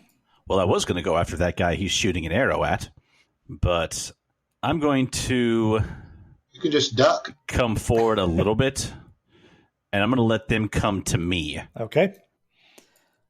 So you're, an opportunity action to hit one when they come close? Correct. Okay. Preparing the spell goes first, but that doesn't really do anything. Mhutvak, missile weapons go next, so take your shot. All right. These guys do have a defensive bonus of -5, so actually add 5 to your attack. Okay. And then under my special abilities, I see background plus 10 MM. Does that apply? That is already that's your moving maneuver bonuses, and it's already on your sheet. Got you. Okay. All right. So plus How far 5 can to these guys move? my missile. And yeah, I have a dumb question, just since I'm looking at missile weapons now, is I have my bola, and it looks like that is supposed to be -5 OB. Should I add that to the notes in my weapon table? You have if you select your token, you should have up in the upper left corner some buttons up there. Do you see those? If I can find my token. You're hiding behind that cart. Yeah. So what do the buttons do? For those, go ahead and click Bola, and you'll see. It's already pre-calculated with some stuff in it. I don't see bola. You don't? You should see Bola, Hammer Net, and Throne Net. In my radial menu. When you click on something else, I think. Because like when I click on my token, I just see in the upper left corner of your screen. Oh, the very corner. Okay, cool. Yeah. Gotcha. You see those 4 buttons up there? Yes. All right. Gotcha. Okay, and that's calculated. Cool. Mm-hmm. So I'll go ahead and click one and you'll see how it works. Yeah, I didn't realize that there was a way to roll automatically. Right. So see, it's got that OB penalty already included in your... Sweet. Nice. Yeah, so I prepared some of that stuff. And then for anything that's got like a modal thing, it'll give you where that says missile attack there. Yep. It'll instead say like +5 versus chain and plate, -5 versus everything else, that kind of thing. Yeah. All right. Cool. Just wanted to double check. That was missile. Yeah. The dice are not in my favor. Melee attacks. Nobody is in round of melee. So these guys are moving up. Did you see my roll, Brian? Yeah, I did. Okay. That's a miss. Yeah. And these 3... I'll call it a warning shot. Oh, I hope your next one's better because I'm about to have 2 on me. Okay. All right. So then once again, Mhenuk, you've got lowest initiative. So what are you planning to do this turn? Do I get an ambush bonus with the bola? No. Okay. However, because they're not aware of you, you get a bonus to your offensive bonus for surprising them. Okay, yeah, I want to throw the bowl at the leading guy. Okay. I'm not sure. I may need to move into range for that, I'm realizing. Can I do range finders, or can only you? Yeah, I'll go ahead and... So he's 27 feet away. Yeah, that's only 27 feet. Cool. Because it's base range 40, I think. Right, and you can throw it further than that, you just get a penalty. Yeah, okay, yeah, but I want to throw at him. Glock, are you going to set off your spell this turn? Yes. Knowing that he's about to throw a bola at one of those guys? Which guy? He is aiming at that one. I mean, it could fail. Oh, wait. So True. He's throwing it. It's thrown. I mean, like, my spell could fail. That's what I meant. Oh, yeah. Your spell will go off do first if you cast it this turn. Okay. And you've prepared for 2 rounds, so that's +0. Mhutvak, what are you planning? Knocking another arrow and loosing it. Okay. Hopefully at that guy. Now to reload and fire in the same turn, you'll take a penalty. Okay. Which is... My trainer didn't tell me this. A short bow? It's a composite bow. Composite bow is reload at -25. There you go. Yeah. Oh, it's on the weapon statistics table. That's right. Yeah. Okay. Yeah, because I didn't know if I had a short bow or not. I thought it was a composite bow. So. Right. So if you want to fire at a -25, then you can do so, or you can take this entire turn to reload and be all calm and fire next turn at a higher attack. Yeah, let's be calm and fire next attack. All right. So you're reloading. Yes. Then Bofin, what are you planning? I'm going to attack this gentleman right in front of me. Oh, actually, these guys are slower than you. I should tell you that these 3 are going for the horse. Looks like they're going to try and steal it. And these guys are going to be running interference, and they're going to attempt to just tie you up. They're not necessarily looking to kill you, but they are going to attack you. Well, I can't walk away from them without inviting an attack of opportunity. So I'm going to try to deal with this guy right in front of me first, and then I'll head over those that's messing with the horses. Right. All right, so spellcasting goes first. So Glock, go ahead and make your base spells attack. Okay. It's loading. 64. Highest roll yet. All right. And these guys are wearing soft leather, I think. -5. All right. So I've got 3 guys. Wow. And that was the level 3 spell, right? Oh, so your caster's experience level, it doesn't really matter. So it's always going to be 3. One of them manages to resist. See, let's go. We'll let that be the one that's going to get hit by the bola. He's like, all right. Bam. So he is completely unaware that the 2 guys behind him just fell down. So wait, did you cast Charm Person?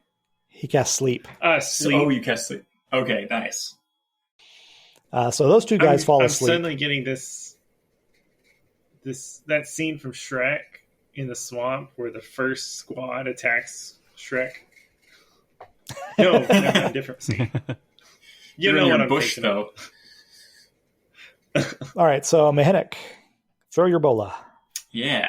All right. Let's see if I can do this correctly this time. Well, and then do I get a bonus? You get. Let me For- check the missile table. For their Does it bad say anything defense and about? them being unaware? You definitely get -5 or +5. I mean. Okay. And then the missile weapon. No, that's the missile weapon humble table. That's not what I want. You said something about surprise or. Right. So defender surprised is +20. He's not engaged with anybody else, so you don't get the flank attack or the rear attack. Oh, I So see. it's You're looking at the missile attack table. Yeah, the attack table. Yeah. Okay. He is surprise. not moving anymore this turn. Okay. So yeah, it's a total of +25. 25. Okay. 59, which I don't think is going to be very good, but let's see. Missile weapon. Nope, that's 59. a miss. Yeah, it is. So your bola goes flying off into this tree over here. And he is now aware of you, and he looks surprised. Let's see, that was missile weapons, spells. Bofin, make your attack. Now that I actually get to attack something, I'm not sure what to use. Bring the rain. Well, if you're using your battle axe, then... two-handed attack roll. Got it. Yep. And like Mhenuk, I think you have buttons in the upper left corner if you want to use those instead. Oh, those are not just for throwing. Now, those are for, all of your Nice. standard attacks. Cool. But buttons in the upper left corner. Upper left corner of the screen When I click on my... when Yep. you have your token selected, yeah. Let's see, I've got 75, 0, and 55. Do we know what the color denominations are? Oh, those? Yeah. The red one is your hit points, the green one is your defensive bonus, and the blue one is your how far you can move. But up in the far upper left corner of your screen, you should have a button that says Battle Axe. I do see that now. Okay. Well, I have to click my icon, then Battle Axe. Ooh, nice. Wow. 132 against soft leather, you said? Right, but it's -5 versus other than chain plate, so it's a 127. Oh, I missed that. 127 is still really good. That's 33E. Nice. All right. And then you get a critical, and the slash critical. What was the slash critical that you rolled? He's got a 28. 28 slash critical is blow to upper leg plus 5 hits. If no leg armor, 3 hits and 2 hits per round. All right, and they are not wearing leg armor. So if whoever is keeping track of the damage puts that in, please.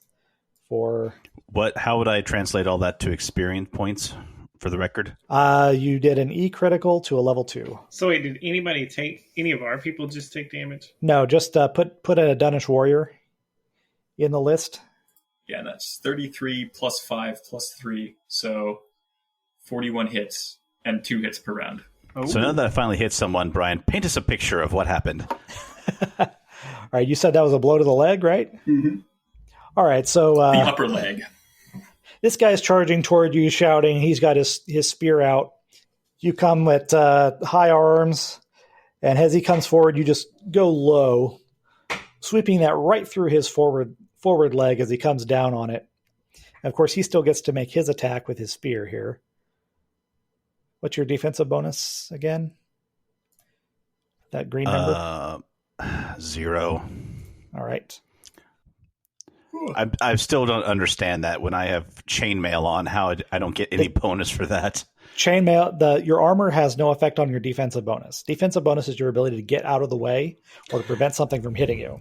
Now I understand. Thank you. The armor just controls. Spear is a two-handed polearm. Yes. Okay. The armor controls which column is being referenced on the attack table. Gotcha. And You're more 77, your type of armor, James? Chain. Okay. 77 versus chain is 7 hits, no criticals. All right. With heavier armor, you're more likely to get hit and take minor damage, but you're way less likely to get a critical on you. So his spear comes in and glances off your armor. You get a minor bruise or something, but in return, you darn near cut his leg off. Well, that tends to happen. Wow. That was great. Which, incidentally, is all that's keeping his leg attached to him. Meantime, this other guy comes at you, and he is incompetent. What's our Well, he did just see his buddy get his result on leg chopped off, so that probably did. Hand-arm fumble table. What was the fumble result? The fumble result is an 87, 87, and this is a two-handed polearm. 87. Lose your grip on your weapon and reality. Stun 3 rounds. No, it's a 97 because it's a polearm. Oh, you're right. So a 97 is actually stumble over an unseen imaginary deceased turtle. You're very confused. Stun 3 rounds. All right. I always forget which ones involve. So we've got a second Dunish warrior who is stunned 3 rounds and takes no hits because he did that to himself. And then these, well, I was going to say these 3 guys. This last guy comes over and grabs his horse's bridle and starts untying it. So that's his entire action this turn. Mm-hmm. So then, Mhenuk, what's your plan? So my movement is low because I'm in plate. What does running do? Does that double movement? Potentially doubles movement. You'd have to make a moving maneuver roll, and then your result on the moving maneuver table tells you what percentage of your additional movement you'll get. Which, given your huge penalty, means not very much and probably fumble. How far does 10 feet get me? Because I can move 10 and then make an attack, right, without a penalty? Yep. 10 feet is here. Your normal movement is a mere 15. Yeah, I'm gonna try to make a moving maneuver. I want to try to run towards the horse to stop him from taking it. Okay. Glock, what's your plan? So we got the guy with the horse and then those 2 guys over there, right? Right, who are asleep. And then, these 2 guys are asleep. And these 2 guys are both in poor shape because one of them is stupid and the other one got his leg chopped. But this guy with the horse is in good mood trying to steal our horse, right? Right. He'll have it untied this turn and he'll be able to jump on and run away. I want to try a shock bolt. Okay. Are you preparing it or casting it? I'm going to cast it. Also, I've been forgetting about something else. The danger rolls. Yep. 3 ring wraiths are about to show up. Probably not. I was worried enough about the fact that just casting in general can attract attention. The fact that it's done in secret by the GM is so much worse. So you've cast sleep twice. Right, cast charm earlier too. Right. If the shock doesn't work, I recommend we do Dwarven Maneuver number 45, which is basically a dog pile. Just 4 dwarves, boom, boom, boom, boom, on top of him. Wait. As he's running, we just throw ourselves to the ground. We're big lumps. They're going to trip. It's darkish. Well, we don't want the horse to break a leg on us. Valid See, point. my idea, We I think, are is pretty humane. smart. My idea is that if I can grab onto the horse and then just sit on the ground, I'm in plate armor, and I'll slow them down significantly. The trouble is getting myself to the horse in a timely fashion.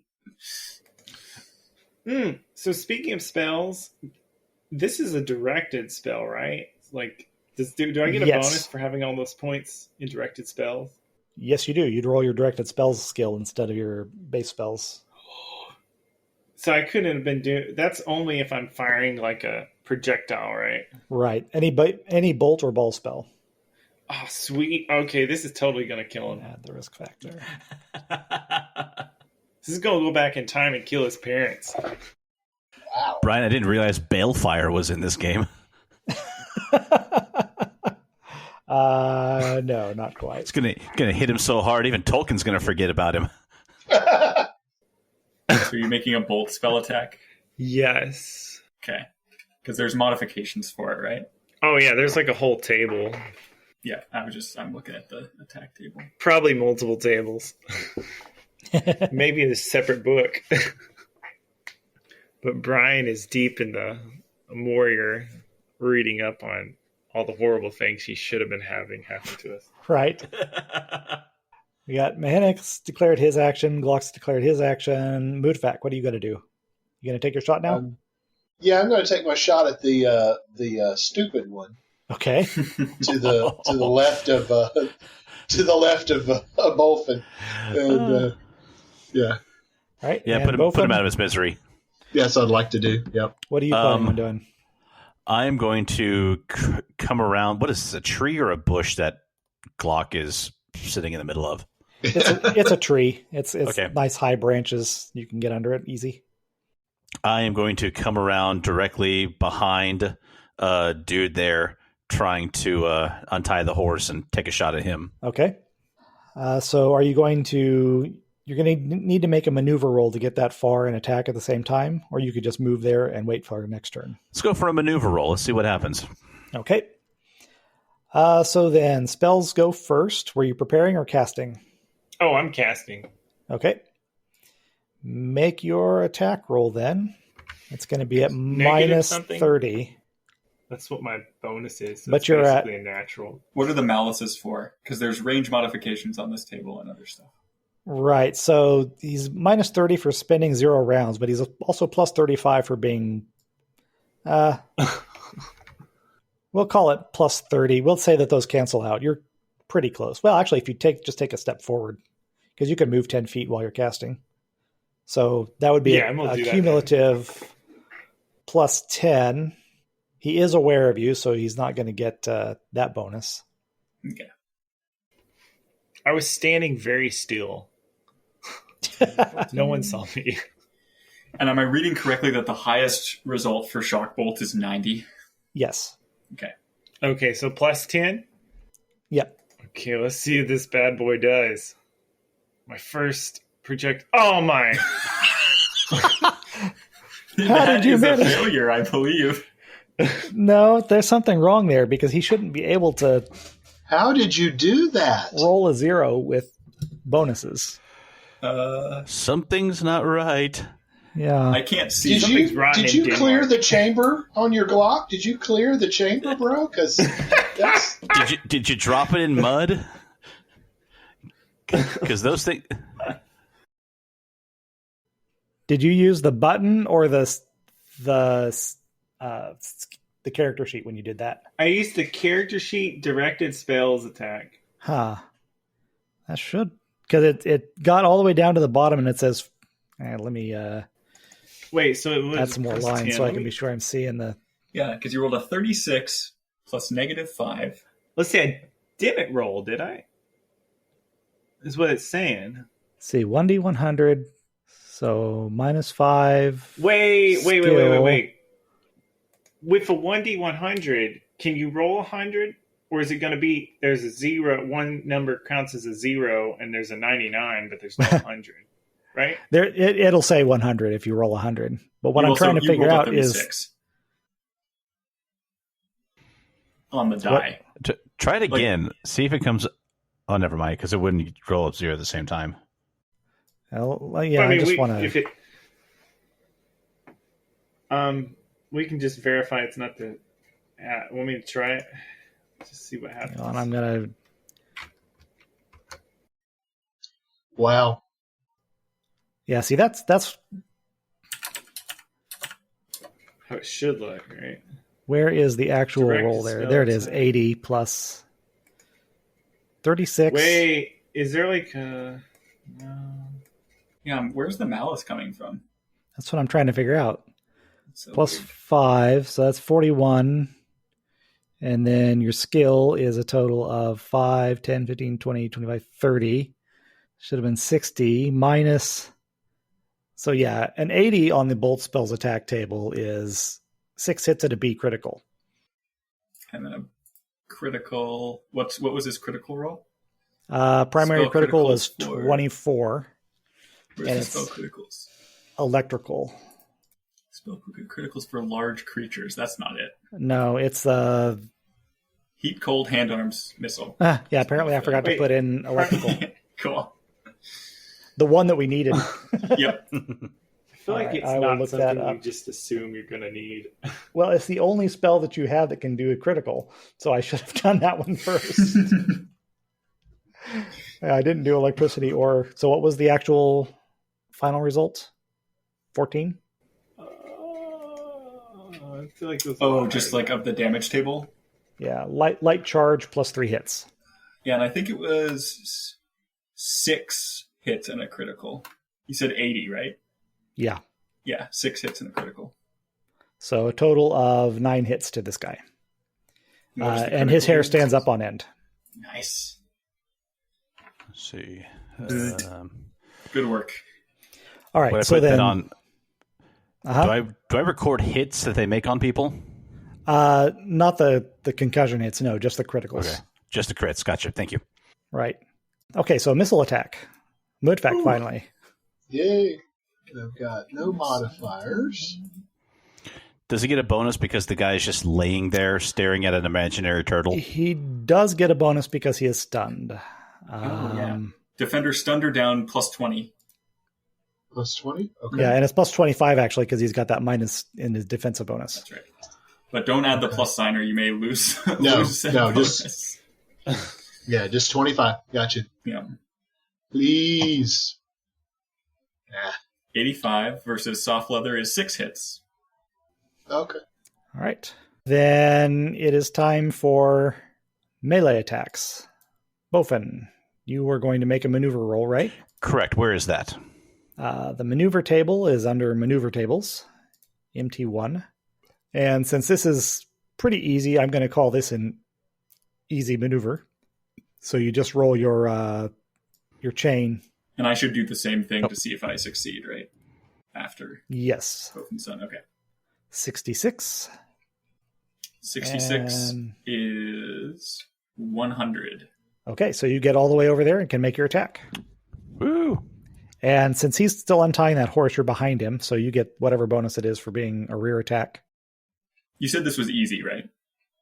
I just wanted to double check. The maneuver, yes, it was an easy Yeah. maneuver. Okay, cool. So, where do I find a bonus attack or a Let's was it you see, said? the one-handed. Oh no, you're using two-handed weapon. two-handed? I've got the The table. rear attack is plus 20. Wow. Oh, he's wearing leather, so -5 from that. So it's a unimpressive 193. Yeah, Okay, well, 193 that's, is over the table. Right, that's maximum result. Oh, okay. So against soft leather, the maximum result is 43E, and it's a slash, right? Yes, with a secondary crush. Oh, wow. So he gets the E slash and a C crush. E slash and C crush. All right, so E slash is plus 20, and your 75. Yeah, so 75 on the slash is medium thigh wound, 6 hits, 1 hit per round, -10 to activity, stunned for 2 rounds. I shouldn't be surprised. You are short, so that's why you keep hitting people in the legs. And then Hey, a hey, C crush. I am 4'10". 10, mind you. And a C crush At 71 is blow, breaks bone, and leg. 12 hits, negative 42 activity, stunned for 2 rounds. Okay, so I think it's safe to say that these guys are done. Can I make my maneuver roll still? Yes, you may. Make your I want maneuver to see how roll. horribly I fail when trying to run in my plate. I want this guy crying for his mommy and sorry he ever even saw a horse. Is this just a routine thing? 45. It's easy On a because you're moving running maneuver. over uneven ground. Yeah, but no, no bonus, right? No. Okay. Moving maneuver has a column for each difficulty instead of 45 having... easy is 80. So that means, do I get 80% extra movement? Yes. Okay. And So you nothing move, bad happens. What, like 15, 15 so like- plus 10 or so? so like 28, 25. 25, Yeah. 26. So you get all the way over there. Congratulations. Yeah. I grab the horse as the guy falls down with his broken Clank, leg. clank, clank.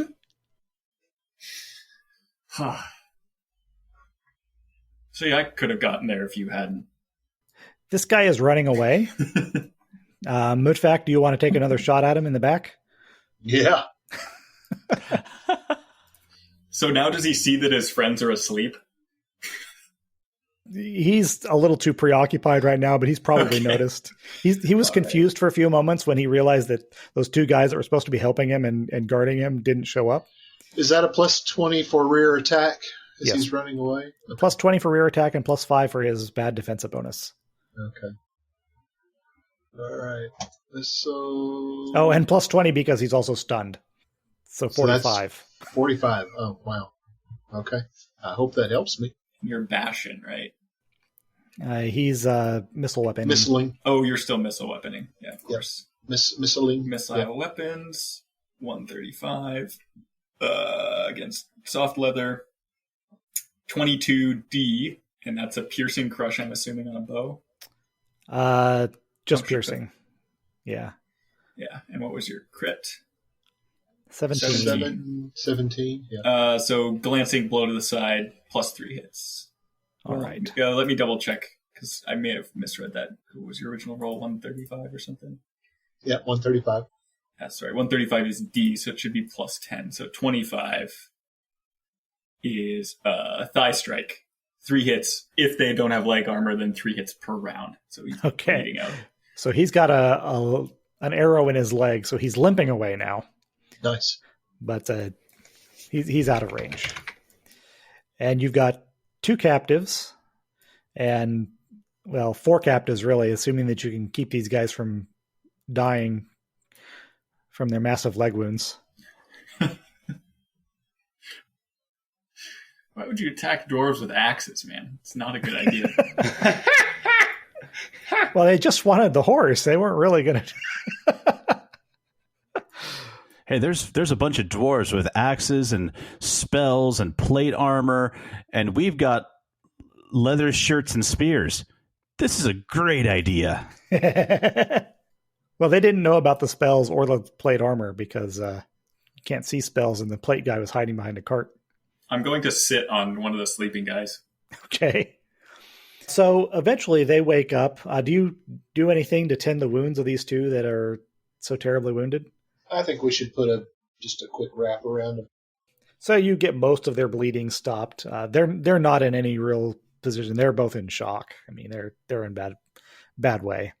But the 2 sleeping guys eventually wake up, and they look just terrified. Do you want to ask them any questions? Yes. Do any of you speak a language that they speak, I wonder? I'm sure they speak Westron. Mm-hmm. Not very well, but they speak it. What are the local languages here? I doubt they speak Sindarin. Do they speak Mhenuk? Do any of you speak Dunail? Wait, give me a sec. Dunno. I think Mhutvak may have... So I have 4 languages, but I'm not sure what they are. You have 4 ranks in a language, and okay. plus you've got... And go ahead and add... You got Kuzdul at rank 5. That's the dwarf language. Okay. You got Westron, that's common, at 5. Okay. And would you prefer the language of the Wood Elves or the Grey Elves? Oh, I'm gonna be partial to the Grey Elves. Okay, so Sindarin at rank 3. And then you've got 4 ranks that you can assign to whatever you like. All right, so I'll put 2 towards what these guys speak. Okay. And then we'll have another one that you can assign later. Yep. So actually, this is a That's- little surprising because Dunail is the language of the Dunlendings, who live generally way to the south. The people in this area would speak. Actually, I don't remember what Hillmen speak, but it's not Dunail. So they're out of towners. They do also speak Westron, so you can communicate with them. You know, all of you can communicate with them. But when you hear their accents, you figure that out that they're Dunlendings. So I walk up to the one that's closest to me, and I stand in front of him as I guess he's sitting on the ground. Just woke up. Walk up to him with my arms crossed across my chest, and I glare at him and I say, "Who sent you?" Oh well, we work for London. He's our chief. Why did you attack us? It couldn't have been just for some measly horses. Oh well, we saw a small group. We thought we could take you. We just wanted to grab a horse and run. We didn't expect a freaking dwarven berserker. How many more of you are out there? Oh well, let's see. I think that is about 50 or 60 in our band, and then there's the others, the Machamur. They've got another 50 or 60, I think. There's quite a lot of us out here. Seen any wolves around? Oh yeah, the wolves. Daylight? Yeah, the wolves are a strange thing. They've been unusually organized. I think there's something behind that. It's some dark magic. What about trolls? You seen any of them or any sign of them? Oh well, the trolls are normally a little bit further to the north, up in the woods, but you see some of them occasionally. They don't attack a big band like ours. We're too fierce. Well, relatively fierce. Maybe not as fierce as we thought we were. Bofin's eyebrow is steadily growing higher and higher as he's talking. So listen, Lumban will be in a fine state when he sees what's been done here. If it's all the same to you, I think we'd rather just head back to the south before he finds out about it. So if we let you go, how do we know you're not going to just turn around and attack us from the rear? Well, you saw us. We see how well that went the first time. Yeah, and what's to keep you from going? Finding all your friends and bringing them right back to us. Well, like I said, Lumban's not going to be very, very happy with this. I don't think that that's in our best interest, if you take my meaning. I think I'd rather just go back to Dunland quiet-like. I don't like this, but I don't really have any use to keep you, so Bofin, I say let him go. And then Kuzdul, I say, yeah. What do you think? Let them go or keep them as wolf bait? And for wolf bait, I switch back to Westron. Yeah. He looks disconcerted. I smile at wolf bait and I nod like I'm like, yeah, that's a good idea. I speak back in Kuzdul. Wolf bait. I really don't feel like feeding and keeping prisoners either. But I also don't like letting people go who know where we are or the road that we're on. What brings Dunlanders this far north anyways? Was that a question in Yes. Westron? Yes. I'll ask that to them too. He says, well, my understanding is that Lumban received a good deal of silver from some Easterling sorcerer or something to come up here and lay siege to one of these towers. He seemed to be real keen on taking the tower very, very quickly. What tower? Where is this tower at? It's up to the north along the East Road, about where the road crosses the river. What do you think? This one seems awfully talkative. I'm not sure about letting him go back. It's one thing to fight a man in battle. It's another thing to kill him in cold blood or to leave him for wolves. So I step over towards Bofin first and then motion towards Glock to come over, and I'm nodding my head to Mhenuk to watch him, and I say, "What if we tie them up, but with enough that they could get free after some trouble, or we're down the road by the time they're free?" I like that idea. Okay, above board, you guys ever see the Robin Hood movie, the one with Russell Crowe and Cate Blanchett? Yes. I have not heard good things about it. Yes. It's one of my favorites. There's a scene where Robin and his men stop sheriff's men who are transporting a load of grain seed. They take the seed from them, and these guys, they tie them up like back to back and shoulder to shoulder in a big bunch. And these guys are like having like step, in a twisting as they move, because it's like 6 guys all trying to step together down this road and not fall over. It's like, how many miles is it to Nottingham? 12. I say we do that with this lot. Let's do it. I'm in. All right. We could tie one of the wounded to each of them. Well, I guess let's treat his wound as best as possible, because otherwise it's going to draw the wolves more quickly than maybe we want them to. It's one thing to have him going down the road, but we don't want to leave him as wolf bait. Yeah. It's because if we leave him bleeding, it's going to be like, blood in the water and the sharks are coming. Yep. I'm an awfully nice guy for someone who just nearly chopped off 2 guys' legs. Indeed. Yeah. I'll dismember you, but I'll feel bad about it. Apparently, I'm a Canadian dwarf.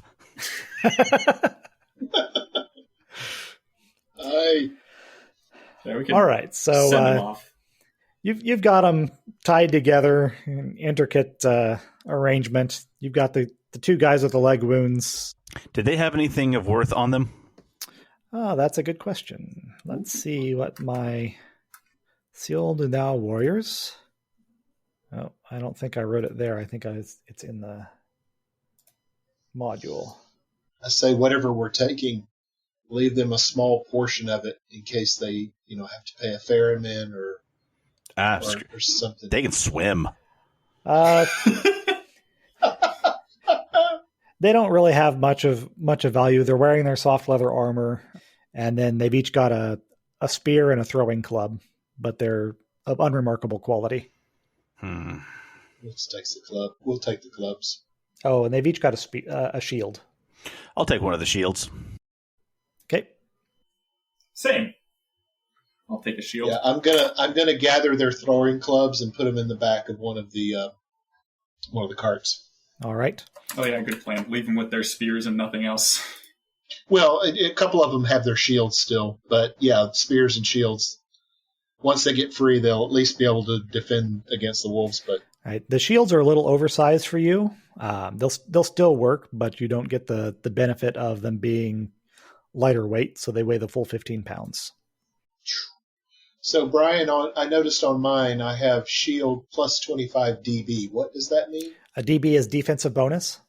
Ah, very good. Yeah, so that automatically gives you a defense of 20 against all attacks coming from forward or to your left. Okay. And then you said that it weighs the full 15. Right, it weighs 15 pounds. Okay. So add that to our weight. Although, does it matter if we're wearing it? Because worn things don't count towards weight. A shield is always carried. It's not worn. Oh, okay. Cool. Yeah, it's something that's hanging off of your arm and unbalancing you. Gotcha. Dagar is very, very pleased with your performance in the defense of his caravan and his horse. Better be a bonus, that's all I'm saying. Day 3.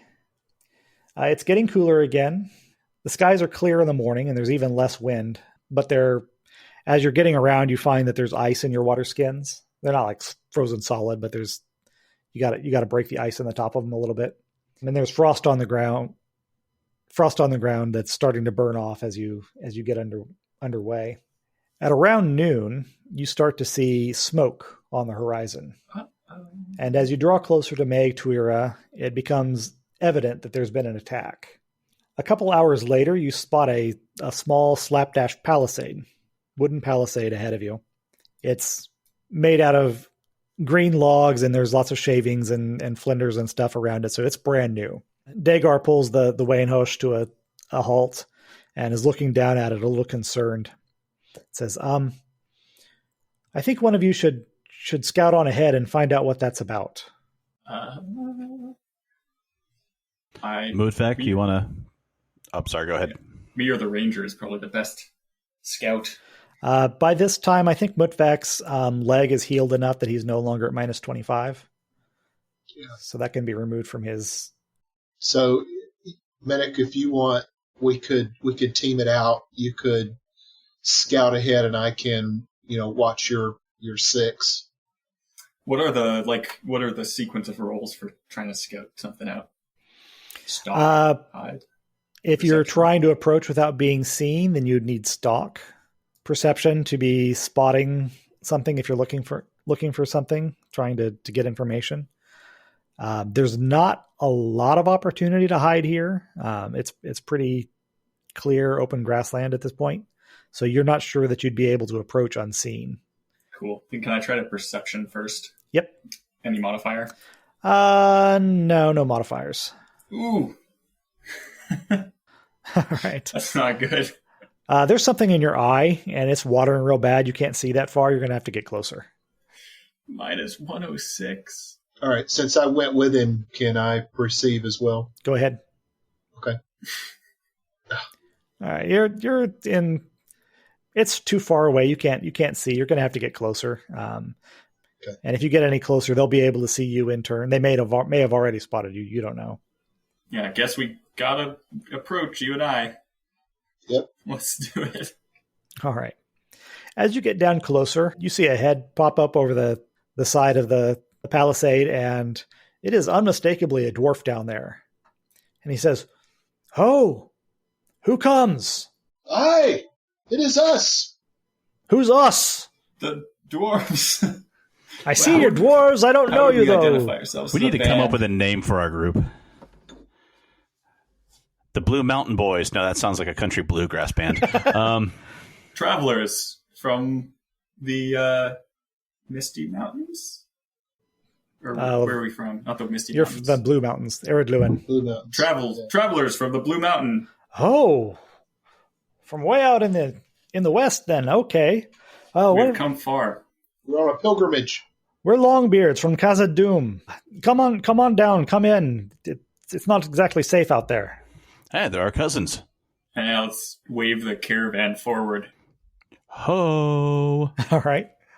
The carts start moving forward. Dagar gallops up and waves at the dwarves. They tell you that they're fairly certain that the town up ahead has been sacked. They saw a large band of barbarians moving quickly to the north, and then as they approached the town, they saw the smoke. They got close enough to see some fires, and then they backed up and decided to ford up. And they're going to wait here for maybe another day before breaking camp and heading straight back to Khazad-dûm. Where did they cross the river from? That's what I'm wondering. Who, the dwarves or the... Yes, yeah. Where did you ford the river? Well, they were actually coming up from... They were trading in Tharbad. Okay. So they came up from the south, and they crossed the Mtheathel way down there. Oh, I thought Khazad-dûm is to the east. Khazad-dûm is to the east. They were on their way back there. Oh, okay. So how are they... Yeah, that's what I want to ask. What's your route to get back without going through the town? Well, they were going to head to we'll head to the southeast from here. I'm pretty sure we can come up with a way to ford the Bruinen. The Bruinen. And maybe we might stop in on Eldrond, although he doesn't care for our folk very much, but at least it's safer around Rivendell than it is everywhere else. Agreed. How many do you have here? Oh, it's just the three of us. We were making a scouting and trade run to Tharbad to kind of feel out what the politics in the area are like around in the area. We're supposed to report back to Durin.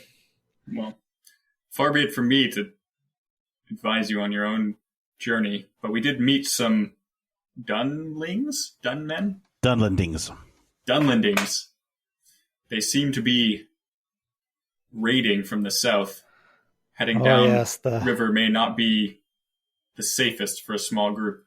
Well, we're hoping that we can slip by them. I think that from what we understood, there was 1 or 2 mercenary bands that have come up, and they're mostly all here. We think we can slip around them. Dunland's far enough to the south that it should be spread fairly thin. We're far more worried about the trolls, really. I wouldn't dismiss this band. They said that they have been paid to come warring this far north by some their war leader named Lumban.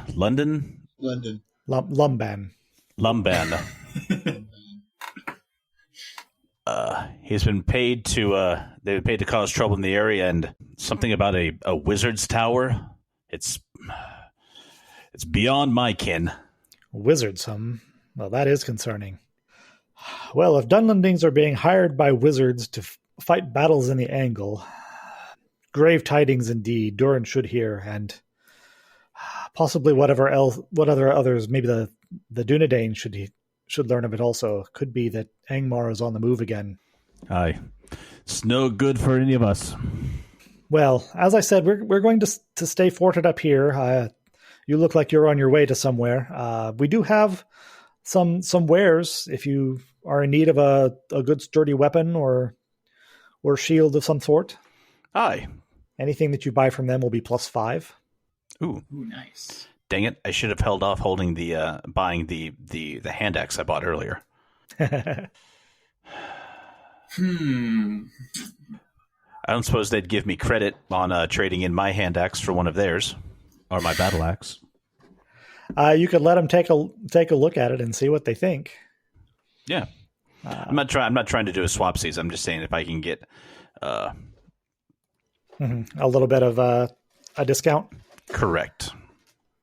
Who made your battle axe? Is it dwarf make, or did you buy it from a human? No, it's dwarf made for my brother and back in the Blue Mountains. All right. They looked that over and it's like, well, this isn't the finest craftsmanship we've seen, but there's some techniques in here that we don't use. I'll tell you what, I'd be willing to trade this to you. We'll knock 6 silver pieces off the price of another battle axe if you want that, or a similar amount off some other weapon if you prefer. Fair enough for one of your battle axes. All right. So that'll be a total of 7 silver pieces to get your battle axe +5 now. And they're examining the edge and the fullering on the thing. Where do I put the +5 at? In the item column on the skills page. Ah, right. And I will adjust your macro a little later. Although actually I think the macro might already take care of it now that I think about it. Money well spent. And you say they had shields that were more made for our size? Yes, they do. They're not terribly interested in a trade on the Dunlanding shields, though. I thought not. But, had to try. Do those shields have an additional bonus? Yes, they will also be +5. Okay. And a shield, because they're higher quality than normal, normally they cost 55 brass pieces, but these will cost 6 silver instead. This was episode 1 of The Dark Mage of Rhudaur, presented by Geek at Arms. Music for this episode was provided by Dark Fantasy Studio. More episodes of Geek at Arms can be found at geekatarms.com.